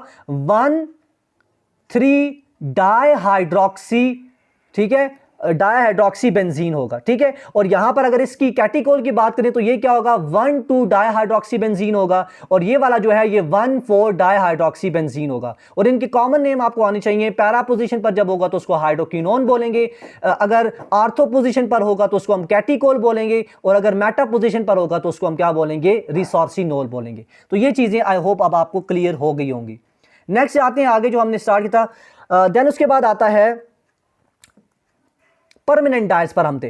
तो प्राइमरी इंटरमीडिएट्स के तौर पर यहां पर किसको यूज किया जाता है? पैरा डेरिवेटिव्स को यूज किया जाता है। पैरा डेरिवेटिव्स बोलते हैं ऐसे डेरिवेटिव्स जिसमें पैरा पोजीशन पर क्या हो? कोई फंक्शनल ग्रुप अटैच हो, ठीक है, या कोई ग्रुप अटैच हो। जैसे मैं एग्जांपल देता हूं, जैसे ये हमारे पास फिनोल है, ठीक है, और फिनोल के अगर पैरा पोजीशन पर अमाइन फंक्शनल ग्रुप प्रेजेंट हो तो उसको हम क्या बोलते हैं? पैरा डेरिवेटिव बोलते हैं। तो इस पैरा डेरिवेटिव को एज अ प्राइमरी इंटरमीडिएट के तौर पर यूज किया जाता है। अब प्राइमरी इंटरमीडिएट का काम क्या होता है कि ये प्राइमरी इंटरमीडिएट इस ऑक्सीडाइजिंग एजेंट के साथ मिलकर जो परमानेंट जो कलर का जो हेयर कलर यानी जो हेयर कलर होता है उसको फेड अवे कर देते हैं, उसके कलर को जो है वो डिम कर देते हैं ताकि ब्लैंक कैनवस जनरेट हो सके और उसके ऊपर जो हम कलर करना चाह रहे हैं वो आकर वहां पर अटैच हो जाए। जैसे मैं आपको एग्जांपल देता हूं, ये चीज आपको क्लियर होगी। जैसे हम घरों के अंदर जब कलर करवाते हैं, अभी हमारे घर में भी कलर हो रहा है और ये आपको शोर की आवाज आ रही होगी, ये पीछे जो है वो कलर कर रहे हैं तो इसलिए आपको थोड़ा सा शोर आ रहा होगा। तो खैर कलर जब हम दीवारों के ऊपर करवाते हैं तो क्या किया जाता है, पहले से कलर मौजूद होता है उसको हटाया जाता है, और वो आप देखते हैं रेगमाल या वो कोई एक उनके पास चीज़ होती है जिसके थ्रू उस कलर को उतारते हैं, उस कलर को उतारने के बाद फिर ऊपर नया कलर करते हैं। सिमिलरली जब हम परमानेंट हेयर डाई करवा रहे होते हैं या कर रहे होते हैं तो जो हेयर का कलर होता है इसको फेड अवे करने के लिए, इसको ब्लैंक कैनवस बनाने के लिए ये प्राइमरी इंटरमीडिएट्स ऑक्सीडाइजिंग एजेंट के साथ मिलकर उसके कलर को क्या कर देते हैं, फेड अवे कर देते हैं, ताकि जो नया कलर है वो उसके ऊपर आके क्या हो जाए, आसानी से डिपॉजिट हो जाए। बात समझ आ रही है। और चौथी चीज यहां पर जो यूज की जाती है वो कपलिंग एजेंट्स को यूज किया जाता है। यहां पर जो कपलिंग एजेंट यूज किया जाता है वो Meta derivatives of aniline use किया जाता है। थोड़ा सा शोर आपको आ रहा होगा, थोड़ा सा आपने मेरे साथ कोऑपरेट करना है, क्योंकि काम हो रहा है तो इस वजह से थोड़ा शोर आएगा। अगर मैं छोड़ दूंगा वीडियो, यहां पर रोक दूंगा तो फिर आपको वीडियो बहुत ज़्यादा लेट मिलेगी। तो मैं चाहता हूं एक ही वन गो के अंदर वीडियो बन जाए और आज के आज ही जो है ये वन शॉट लेक्चर जो है मैं आपके लिए अपलोड कर दूं। तो यहां पर आगे बात करें मेटा डेरिवेटिव्स ऑफ एनालीन की। एनालीन आपको पता है जब भी यहां पर बेंजीन रिंग के ऊपर हमारे पास NH2 ग्रुप प्रेजेंट होता है तो उसको हम क्या बोलते हैं, एनालीन बोलते हैं, ठीक है। और इस एनालीन के रिस्पेक्ट के अंदर मेटा पोजीशन पर अगर कोई और ग्रुप प्रेजेंट होगा तो उसको मेटा डेरिवेटिव ऑफ एनालीन बोलते हैं। तो उसको यहां पर एज अ कपलिंग रिएजेंट के तौर पर यूज किया जाता है। और ये कपलिंग रिएजेंट क्या करता है, ये डिसाइड करता है कि जो हेयर के ऊपर कलर होगा, डाई होगा, वो कौन सा होगा। तो ये डिसीजन कौन करता है, ये कपलिंग एजेंट करता है। और एक लास्ट चीज मैं आपको परमानेंट हेयर डाई के अंदर बता दूं, वो ये है कि ये जो अमोनिया है इसको यूज किया जाता है टू ओपन द क्यूटिकल। यहां पर आपको मैंने स्ट्रक्चर बताया था हेयर का, इस ओपनिंग को ओपन करने के लिए, क्यूटिकल को ओपन करने के लिए इस अमोनिया को यूज किया जाता है ताकि ये ओपनिंग ओपन हो, मींस यहां पर पोर्स ओपन हो और जो कलर है वो यहां पर अंदर इनकॉर्पोरेट होकर इस पिगमेंट को क्या कर दे, कलर कर दे। इसी वजह से इस कलर को हम क्या बोलते हैं, परमानेंट डाई बोलते हैं, क्योंकि ये पिगमेंट के ऊपर जाकर होता है, क्यूटिकल या प्रोटेक्टिव कवरिंग के ऊपर नहीं होता। क्लियर होगी बात। नेक्स्ट चीज आती है टेम्पररी या सेमी परमानेंट हेयर डाई। और एक लास्ट चीज मैं आपको यह भी बता दूं कि जो परमानेंट हेयर डाई होते हैं ये लाइटनिंग ऑफ हेयर कलर के ऊपर भी, यानी ये लाइटनिंग ऑफ हेयर भी करते हैं, मींस कलर जो कलर होता है हेयर का उसको लाइट कर देते हैं, ठीक है। तो ये चीज भी आपने ध्यान में रखनी है। टेम्पररी या सेमी परमानेंट हेयर डाई की बात करें, इसको डायरेक्ट डाई इसके लिए यूज किया जाता है। ये कैन नॉट फुली पेनिट्रेट, ये पूरे फुली पेनिट्रेट करके पिगमेंट के ऊपर कलर नहीं करते बल्कि ये क्यूटिकल के ऊपर कलर करते हैं, इसीलिए इनको हम टेम्पररी या सेमी परमानेंट हेयर डाई भी कहते हैं। इसके अंदर ऑक्सीडाइजिंग एजेंट हाइड्रोजन पेरोक्साइड नहीं यूज किया जाता, इसके अंदर अमोनिया को भी यूज नहीं किया जाता। अमोनिया ना यूज करने की वजह से क्या होता है कि वो क्यूटिकल्स की जो ओपनिंग्स होती हैं वो ब्लॉक ही रहती हैं और जो कलर होता है वो सिर्फ क्यूटिकल की प्रोटेक्टिव कवरिंग के ऊपर ही होती है, ठीक है। इस वजह से इसको हम क्या बोलते हैं, टेम्पररी या सेमी परमानेंट हेयर डाई बोलते हैं। और ये लाइटनिंग ऑफ हेयर नहीं करता। और एक चीज और मैं आपको बता दूं कि जो टेम्पररी या सेमी परमानेंट हेयर डाइज होते हैं ये कुछ ही वॉशेस पर जो है फेड अवे हो जाते हैं, यानी आप 2-3 दफा जो है बालों को धोएंगे तो शैम्पू के साथ, तो ये क्या हो जाते हैं, फेड अवे हो जाते हैं, उतर जाते हैं, ठीक है। इसीलिए इनको हम क्या बोलते हैं, टेम्पररी जो है ये सेमी परमानेंट हेयर डाई बोलते हैं। तीसरे नंबर पर आते हैं डेमी परमानेंट। डेमी परमानेंट ऐसे टाइप ऑफ हेयर डाई हैं जो कि माइल्ड लाइटनिंग ऑफ हेयर करते हैं, यानी परमानेंट से कम जो है वो क्या करते हैं, mild lightening of hair colour करते हैं। इनके अंदर अगर हम बात करें तो 1 to 2% hydrogen peroxide as oxidising agent present होता है। ये ऑक्सीडेटिव डाइस यहां पर यूज किए जाते हैं और इनकी ड्यूरेशन या ड्यूरेबिलिटी की बात करें तो ये अराउंड 6 वीक्स तक जो है वो सस्टेन रहते हैं, डिपॉजिटेड रहते हैं हेयर के ऊपर। उसके बाद ये फेड अवे होना, वहां पर हेयर कलर से डिम होना स्टार्ट हो जाते हैं। बात समझ आ रही है। तो this is all about demi permanent hair dye. Next उसके बाद लास्ट जो टॉपिक है इस चैप्टर का दैट इज पॉलीमर। पॉलीमर किसे कहते हैं उसको समझते हैं। देखिए दो चीजें, एक हम बोलते हैं मोनोमर और दूसरी चीज हमारे पास होती है पॉलीमर। मोनोमर बोलते हैं माइक्रो मॉलिक्यूल्स को, स्मॉल मॉलिक्यूल्स को या टाइनी मॉलिक्यूल्स को। तो ऐसी चीजें जो स्मॉल हों, जो छोटी हों, माइक्रो लेवल पर हों, उनको हम क्या बोलते हैं, मोनोमर्स बोलते हैं। और यही जब दो या दो से ज्यादा मोनोमर्स आपस में मिलते हैं तो इसके रिजल्ट के अंदर क्या होता है, एक पॉलीमर बनता है। तो पॉलीमर हम किसको बोलते हैं, पॉली बोलते हैं मैनी को, यानी ऐसा मॉलिक्यूल जिसके अंदर एक से ज्यादा मोनोमर प्रेजेंट हो उसको हम पॉलीमर बोलते हैं। ये high molecular weight, large molecular weight जो है कंपाउंड्स होते हैं, इनको हम मैक्रोमॉलिक्यूल्स भी कहते हैं, इनको हम मैक्रोमॉलिक्यूल्स भी कहते हैं, इनको हम लार्ज मॉलिक्यूल्स भी कहते हैं, क्योंकि ये एक से ज्यादा मोनोमर्स के मिलने से बनते हैं। बात क्लियर हो रही है? तो ऐसा प्रोसेस जिसमें दो या दो से ज्यादा मोनोमर्स मिलकर पॉलीमर की फॉर्मेशन करें, ऐसे प्रोसेस को नाम दिया जाता है पॉलीमराइजेशन का। किसका नाम दिया जाता है? पॉलीमराइजेशन का नाम दिया जाता है।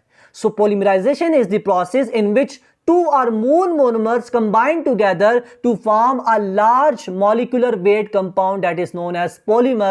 This process is known as polymerization. बात क्लियर हो रही है?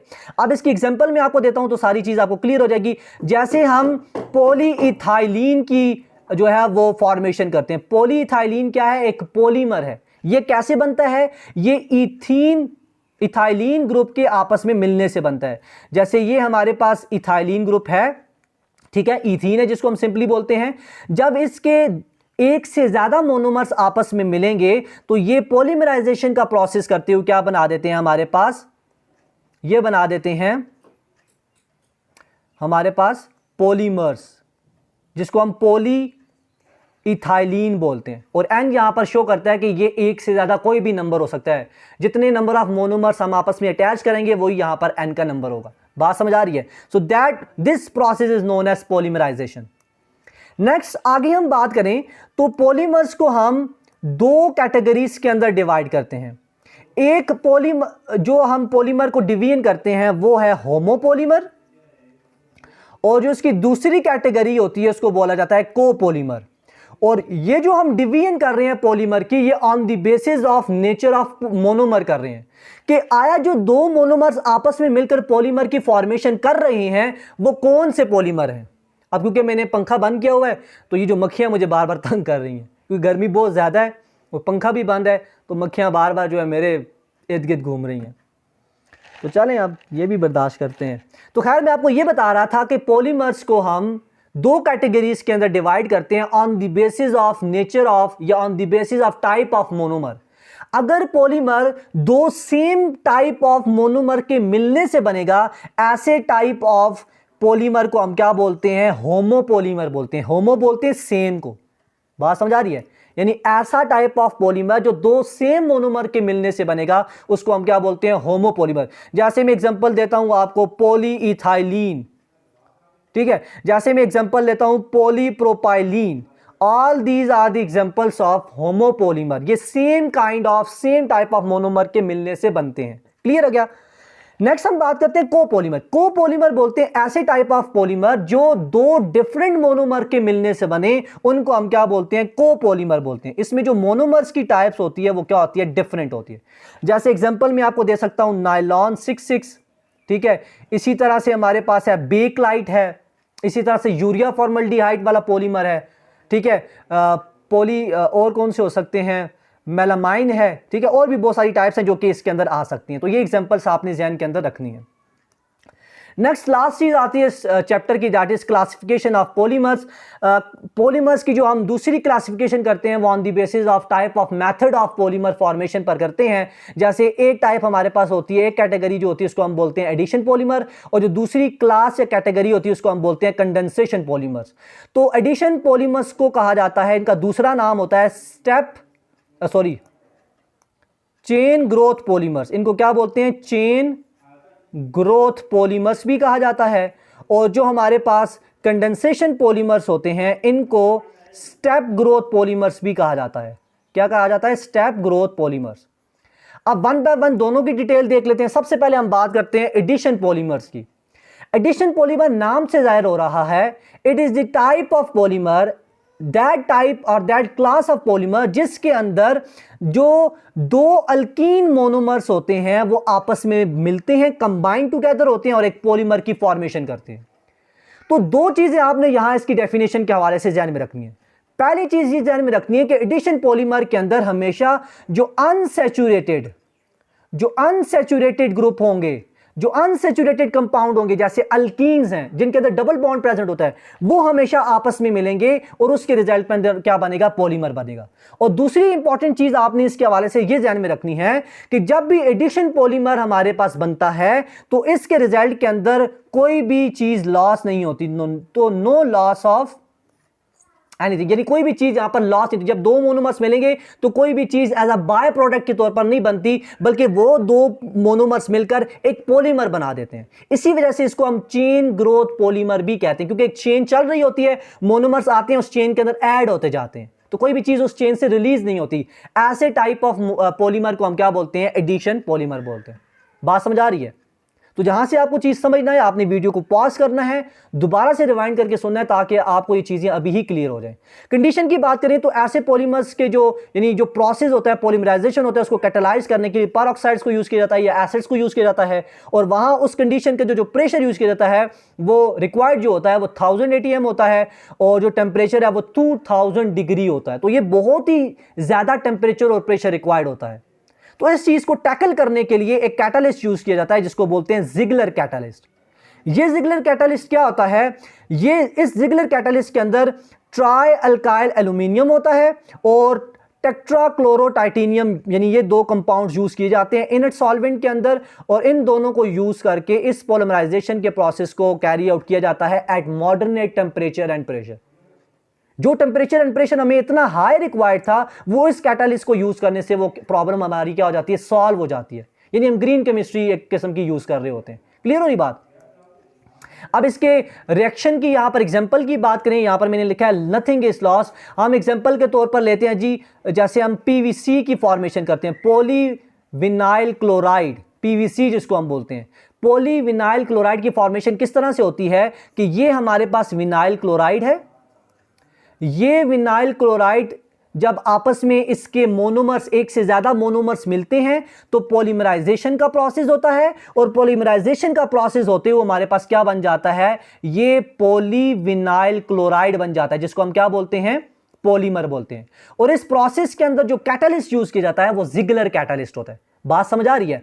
अब आपका यहां पर क्वेश्चन ये होगा कि सर ये विनाइल क्लोराइड हमें कैसे मिलता है, तो उसकी भी मैं बता देता हूं कि जब हम एसिटाइलिन लेते हैं, लेट्स सपोज ये मेरे पास एसिटाइलिन है, दिस इज एसिटाइलिन, एसिटाइलिन बोलते हैं हमारे पास अल्काइन जो ग्रुप होता है, ये देखें दो कार्बन, इसको हम इथाइन भी बोलते हैं, जिसको एसिटाइलिन का दूसरा नाम है इथाइन। तो इथाइन के अंदर जब हम HCl की एडिशन करवाते हैं, मींस एसिड का रिएक्शन करवाते हैं in the presence of HgCl की प्रेजेंस के अंदर, तो ये रिएक्शन कैरी आउट जब होता है तो क्या होता है, यहां पर ये जो बॉन्ड है ट्रिपल बॉन्ड, ये टूटता है और ये बॉन्ड इधर शिफ्ट होता है और यहां पर आकर क्या अटैच हो जाता है, Cl। तो हमारे पास क्या बन जाता है, CH2 डबल बॉन्ड CHCl बन जाता है। This is known as vinyl chloride. इसको क्या बोलते हैं, विनाइल क्लोराइड बोलते हैं। और यही vinyl chloride as a monomer use होता है in the addition polymer formation. बात समझ आ रही है? तो this is all about addition polymer. अब एडिशन पॉलीमर की कुछ की पॉइंट्स की, की प्रॉपर्टीज की मैं बात करता हूं, जो कि MDCAT के हवाले से आपके ज़हन के अंदर होनी चाहिए। सबसे पहली चीज, यहां पर जो मोनोमर्स यूज होते हैं वो सेम काइंड ऑफ मोनोमर्स को यूज किया जाता है, सेम काइंड ऑफ या सेम टाइप ऑफ मोनोमर्स को यूज किया जाता है, और वो मोनोमर्स दो से ज्यादा होते हैं। तो यहां पर मैं डालता हूं मोर देन 2 मोनोमर्स यूज किए जाते हैं जो एडिशन करवाते हैं। बाय प्रोडक्ट की बात करें तो यहां पर कोई भी बाय प्रोडक्ट नहीं बनता, no formation of by product. Generally यहां पर हम बात करें तो ये जो हमारे पास जो हम क्या बोल रहे हैं, जो एडिशन पॉलीमर्स होते हैं, ये नॉन बायोडिग्रेडेबल होते हैं, यानी इनको डिग्रेडेबल करना, इनको दोबारा से रिसाइकल करना इतना आसान नहीं होता। तो these are non biodegradable type of polymer. इनकी नेक्स्ट बात मैंने लिखी है हैव। इनके अंदर क्या चीज होती है, अब हैव से क्या मुराद मैंने लिखना चाह रहा था यहां पर, दे हैव व्हाट, हाँ इसके अंदर हम ये कहते हैं कि जब इनको बनाया जाता है तो इनके अंदर क्या होती है, अनसैचुरेशन होती है। और उन अनसैचुरेशन को यूज करते हुए जब हम आपस में मोनोमर्स को अटैच करते हैं तो वो डबल बॉन्ड जो होता है, वो अनसैचुरेशन जो होती है वो सैचुरेशन के अंदर कन्वर्ट हो जाती है, जैसा कि आपने इस रिएक्शन के अंदर भी देखा। ठीक है, खत्म तो नहीं होती, खैर मतलब ये है कि वो कम हो जाती है। पहले ट्रिपल बॉन्ड था, वो डबल बॉन्ड के अंदर कन्वर्ट हो गया। क्लियर है? अच्छा, और देन ये यूज किए जाते हैं किसके अंदर, ये यूज किए जाते हैं, ये हमारे पास जो डिफरेंट जो प्रोसेसेस हम प्लास्टिक डेली लाइफ्स के अंदर जो हम प्लास्टिक यूज़ करते हैं, एवरी डे जो प्लास्टिक्स हम यूज़ करते हैं उनकी फॉर्मेशन के अंदर इन एडिशन पॉलीमर्स को यूज़ किया जाता है। तो ये चीज़ें आपने इसके हवाले से ध्यान में रखनी है।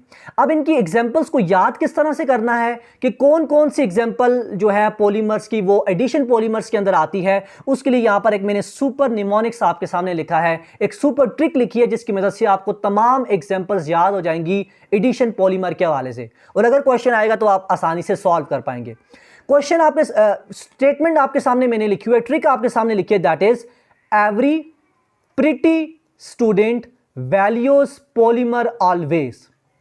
इस एक सेंटेंस की मदद से आपको तमाम टाइप्स ऑफ एडिशन पॉलीमर्स याद हो जाएंगे। एवरी के ई से क्या आएगा, इथीन आएगा। क्या आएगा, इथीन आएगा। और इथीन से क्या बनता है आपको पता है, पॉली इथीन, या जिसको हम पॉली इथाइलीन पॉलीमर कहते हैं वो बनेगा। सिमिलरली प्रीटी के पी से क्या आएगा, पी से आएगा प्रोपीन, और प्रोपीन से क्या बनेगा, पॉली प्रोपाइलीन बनेगा। बात समझ आ रही है। नेक्स्ट हम बात करें एस से क्या आएगा, एस से हमारे पास बनता है जी, एस से क्या चीज बनती थी, मेरे भी ध्यान में से निकल गया। एस से हाँ स्टायरीन, एस से बनता है स्टायरीन। स्टायरीन आपको पता है क्या होता है, इस तरह से बेंजीन ग्रुप हो और यहां पर CH2 डबल बॉन्ड CH हो तो this group is known as styrene, this compound is known as styrene. तो एक से ज्यादा जब स्टायरीन मिलते हैं तो वो क्या बना देते हैं, पॉलीस्टायरीन बना देते हैं। बात समझ आ रही है। नेक्स्ट उसके बाद क्या चीज है, नेक्स्ट हमारे पास आता है जी वी से बनता है विनाइल क्लोराइड। क्या बनता है, विनाइल क्लोराइड। और विनाइल क्लोराइड अभी आपने देखा जब एक से ज्यादा विनाइल क्लोराइड के मोनोमर्स को हम आपस में जोड़ेंगे तो उससे क्या बनेगा, पॉलीविनाइल क्लोराइड बनेगा, जिसको हम PVC बोलते हैं। जो घरों के अंदर आप पाइप्स यूज करते हैं सैनिटरी के लिए वो यही PVC पाइप्स होते हैं। देन पी से क्या आएगा, पी से हमारे पास आएगा जी, पी से अब क्या बनेगा, पी से अब ये मेरे ध्यान से निकल गया है, चले मैं जब एडिट कर रहा हूँगा तो आपको बता दूंगा पी से क्या बनता है, वो आपने यहाँ पर लिख लेना है। और ए से हमारे पास बनता है, यहाँ पर ए से क्या बनता है, ए से हमारे पास एक ऐसा यानी पॉलीमर बनता है जिसको हम ABS से रिप्रेजेंट करते हैं। ए से क्या बनता है, एक्राइलोनाइट्रेट, बी से बनता है ब्यूटाडाइन और एस से बनता है स्टायरीन। यानी इसके अंदर 3 टाइप ऑफ मोनोमर्स जो हैं वो यूज होते हैं, मिक्स होते हैं, और उसके बाद हमारे पास क्या बनता है, एडिशन पॉलीमर बनता है। यहां पर जो चीज पीछे मैंने चीज आपको बताई थी ना कि same kind of monomers use किए हैं, ये गलत चीज है, इसको आप चेंज कर दें। ये सेम भी हो सकते हैं और डिफरेंट भी हो सकते हैं, अभी आपने एग्जांपल के थ्रू देखा है। क्लियर होगी बात, तो ये करेक्शन आपने कर लेनी है। सो ये इस एक सेंटेंस की मदद से आपको तमाम टाइप्स याद हो जाएंगी एडिशन पॉलीमर की, कौन कौन सी, पॉलीइथाइलीन, पॉलीप्रोपाइलीन, पॉलीस्टाइरीन, इस तरह से पॉलीविनाइल क्लोराइड, फिर एक पी से पता नहीं क्या बनेगा, और लास्ट से बनेगा एक्राइलोनाइट्रेट, ब्यूटाडाइन, स्टायरीन। ये एक तरह का पॉलीमर है जो कि एडिशन पॉलीमर की कैटेगरी के अंदर आता है। क्लियर होगी बात। नेक्स्ट करते हैं कंडेंसेशन पॉलीमर। नाम से जाहिर हो रहा है कंडेंसेशन होती है इसके अंदर। कंडेंसेशन एक ऐसा प्रोसेस होता है जिसमें 2 मोनोमर्स आपस में मिलते हैं और एक बाय प्रोडक्ट वहां पर क्या होता है, रिलीज होता है। ऐसे प्रोसेस को हम क्या बोलते हैं, कंडेंसेशन। और क्योंकि ये पॉलीमराइजेशन के अंदर ये प्रोसेस यूज हो रहा है इसलिए इसको इस टाइप ऑफ, इस कैटेगरी ऑफ पॉलीमर्स को हम बोलते हैं कंडेंसेशन पॉलीमर्स। तो लेट्स सपोज अगर हमारे पास एक मोनोमर है वो बी मोनोमर के साथ मिल रहा है तो इससे हमारे पास क्या बनेगा, AB मोनोमर पॉलीमर बनेगा और साथ में कोई एज अ बाय प्रोडक्ट जहां पर स्मॉल मॉलिक्यूल रिलीज हो जाता है। और ये जो स्मॉल मॉलिक्यूल होता है ये वाटर भी हो सकता है, ये मिथानॉल भी हो सकता है, ये HCl भी होता है जो कि यहां इस प्रोसेस के अंदर कंडेंसेशन पॉलीमराइजेशन के अंदर रिलीज होता है। बात समझ आ रही है। और इस कंडेंसेशन पॉलीमराइजेशन को हम क्या बोलते हैं, स्टेप ग्रोथ पॉलीमराइजेशन भी कहते हैं। तो ये कुछ पॉइंट्स इसके हवाले से आपने ज़हन के अंदर रखने हैं। नेक्स्ट अगर हम बात करें टाइप्स ऑफ कंडेंसेशन पॉलीमर्स, तो नॉर्मली हम कॉमनली कंडेंसेशन पॉलीमर्स को 2 कैटेगरीज के अंदर, 2 टाइप्स के अंदर कन्वर्ट करते हैं। एक को हम बोलते हैं पॉलीईस्टर्स और दूसरी को हम बोलते हैं polyamides. These 2 are the types of condensation polymers. और एक एग्जांपल यहां पर मैंने लिया है nylon 66, it is the example of polyamide type of condensation polymers. अब नाइलॉन 66 किस टाइप ऑफ मोनोमर से मिलकर बनता है? तो ये दो तरह के मोनोमर से मिलकर बनता है। ये एमडी कैट के लिए बड़ा इंपॉर्टेंट पॉइंट है, ये आपने ध्यान में रखना है। एक इसके अंदर होता है एडिप्टिक एसिड और दूसरा इसके अंदर होता है हेक्सामिथाइलिन डायअमाइन। अब ये दोनों क्या चीजें हैं और नाइलॉन 66 को हमने ये नाम क्यों दिया है वो आपने यहां पर समझना है। एडिप्टिक एसिड क्या होता है? This is a 6 carbon acid और इसमें डाइकार्बोक्सिल ग्रुप प्रेजेंट होता है। डाइकार्बोक्सिल ग्रुप से मुराद क्या है? 2 कार्बोक्सिल ग्रुप के फंक्शनल ग्रुप यहां पर प्रेजेंट होते हैं। तो क्या से होता है आप देखिए यहां पर कि यहां पर हमारे पास CH4 होता है, यानी मिथाइलिन के 4 ग्रुप होंगे और यहां पर साथ में क्या होते हैं? 2 कार्बोक्सिलिक फंक्शनल ग्रुप प्रेजेंट होते हैं। ऐसे टाइप ऑफ एसिड को हम क्या बोलते हैं? एडिप्टिक एसिड बोलते हैं और this is a 6 carbon acid. बात समझ आ रही है? अब ये शोर खत्म हो तो आगे मैं स्टार्ट करूं। तो चलिए यहां से आगे स्टार्ट करते हैं। तो दूसरी जो चीज़ यहाँ पर यूज़ होती है मोनोमर के तौर पर वो हेक्सामिथाइलिन डायमाइन होता है। अब हेक्सा से क्या मुराद है? हेक्सा बोलते हैं 6 कार्बन वाले को, ठीक है। मिथाइलिन मीन यहाँ पर 6 जो है मिथाइलिन ग्रुप प्रेजेंट होंगे, CH2 ग्रुप, और साथ में क्या होगा? डायमाइन। डायमाइन से मुराद 2 अमाइन फंक्शनल ग्रुप यहाँ पर प्रेजेंट होंगे। तो इसका स्ट्रक्चर किस तरह से बनता है यहाँ पर मैं बना लेता हूँ आपके सामने, यहाँ नीचे करके आप इसका स्ट्रक्चर देख लें इस कंपाउंड का कैसे होगा मोनोमर का। यहाँ पर 4 जो है वो इस तरह से 6 जो हैं मिथाइलिन ग्रुप होंगे और 2 यहां पर क्या होंगे? अमाइन फंक्शन ग्रुप प्रेजेंट होंगे। इसको बोलते हैं हेक्सामिथाइलिन डायमाइन। अब इसको हमने इन 2 मोनोमर्स के आपस में मिलने की वजह से जो हमारे पास पॉलीमर मिलता है हमें, उसको हम नाइलॉन 66 बोलते हैं।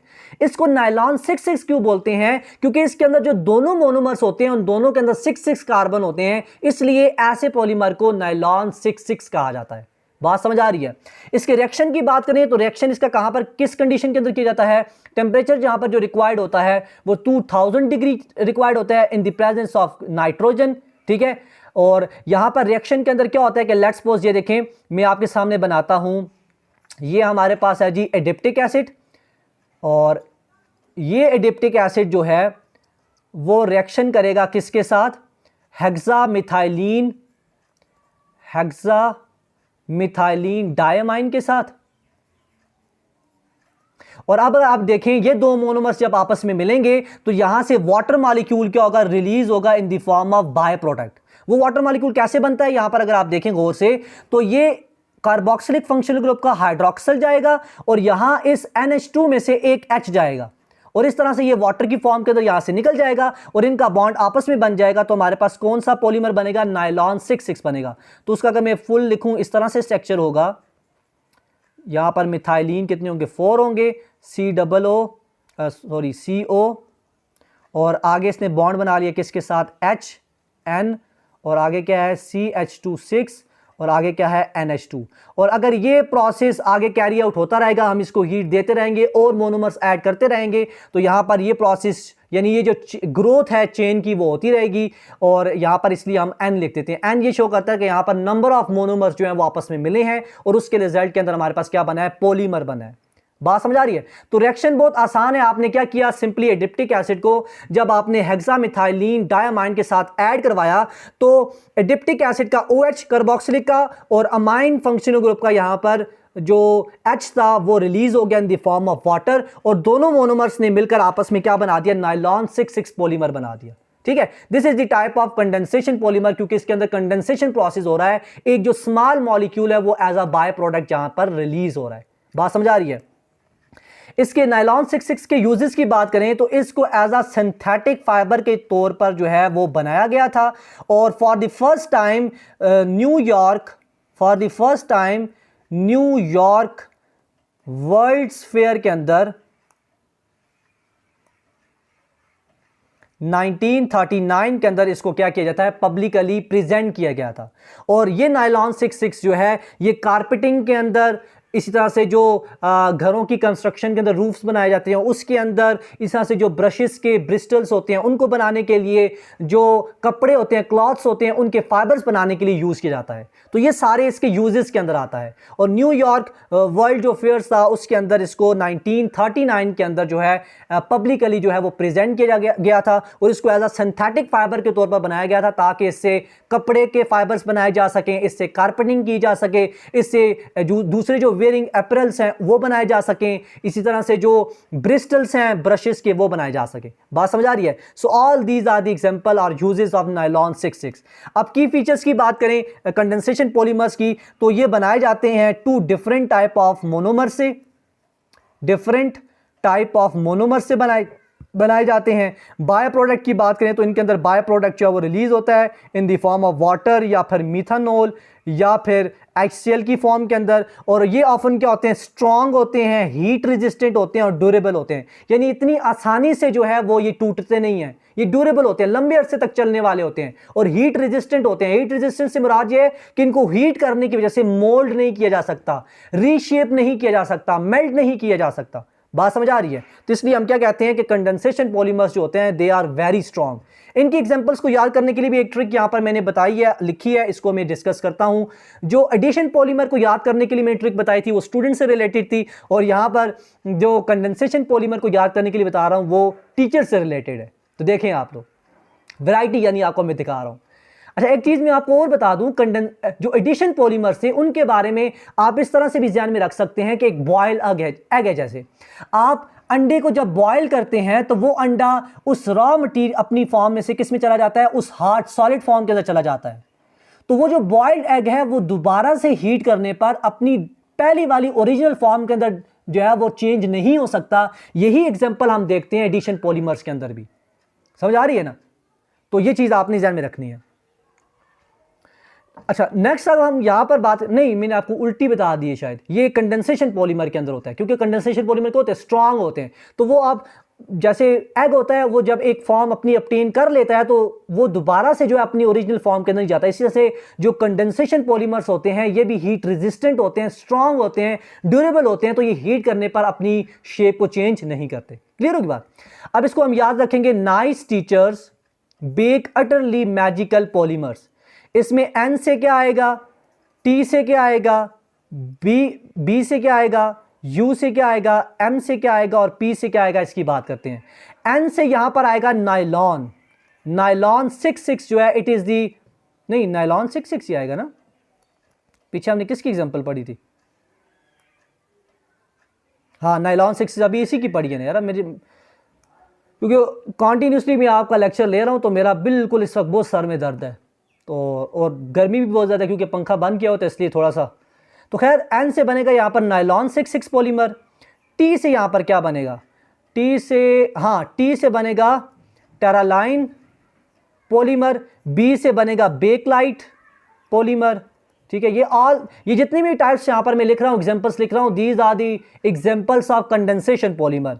U से क्या बनेगा, यूरिया फॉर्मेल्डिहाइड पॉलीमर। ठीक है, ये यूरिया फॉर्मेल्डिहाइड जो पॉलीमर है इसको यूज किया जाता है एडेसिव्स के अंदर, और जो बेकलाइट पॉलीमर है इसको यूज किया जाता है जो हमारे पास ये जो इलेक्ट्रिकल अप्लायंसेज होते हैं, इलेक्ट्रिकल जो स्विचेस होते हैं उनको बनाने के लिए यूज किया जाता है। M से बनेगा मेलामाइन पॉलीमर। और P से क्या बनता है, P से अगेन यहां पर भी मुझे भूल गया P से क्या बनता है। अब मैं ज़्यादा जोर नहीं डालना चाहता जहन के ऊपर, ये जब मैं एडिट कर रहा हूँ तो वहाँ पर लिख दूंगा। क्लियर है बात? तो कहने से मुराद ये है कि इस सिंपल ट्रिक की मदद से आपको तमाम एग्जांपल्स याद हो जाएंगी। किसकी? कंडेंसेशन पॉलीमर की। कौन कौन सी है? नायलॉन 66, ट्राइलीन है, बेकलाइट है, यूरिया फॉर्मेल्डिहाइड है, मेलामाइन है और एक और आती है। ठीक है, so all these are the examples of condensation polymer. Last में चीज ये है कि पॉलीमर्स को हम दो कैटेगरीज के अंदर और डिवाइड करते हैं on the basis of heating, कि जब हम इनको हीट करेंगे तो ये क्या इफेक्ट शो करेंगे, उसकी बेस पर इनको हम दो कैटेगरीज के अंदर डिवाइड करते हैं। पहली कैटेगरी को हम बोलते हैं थर्मोप्लास्टिक्स और दूसरे को हम बोलते हैं थर्मोसेटिक्स। थर्मोप्लास्टिक्स, थर्म यहां पर जो लफ्ज है इट्स मीन हीट, यानी ऐसे टाइप ऑफ पॉलीमर्स जिनको हीट किया जाए और वो हार्डन हो जाए परमानेंटली ऑन हीटिंग, ऐसे टाइप ऑफ हम पॉलीमर्स को क्या बोलते हैं? थर्मोप्लास्टिक्स। ये आई थिंक मैंने उल्टा लिख दिया, इसको मैं चेंज कर लेता हूं, ये आएगा यहां पर और ये आएगा यहां पर।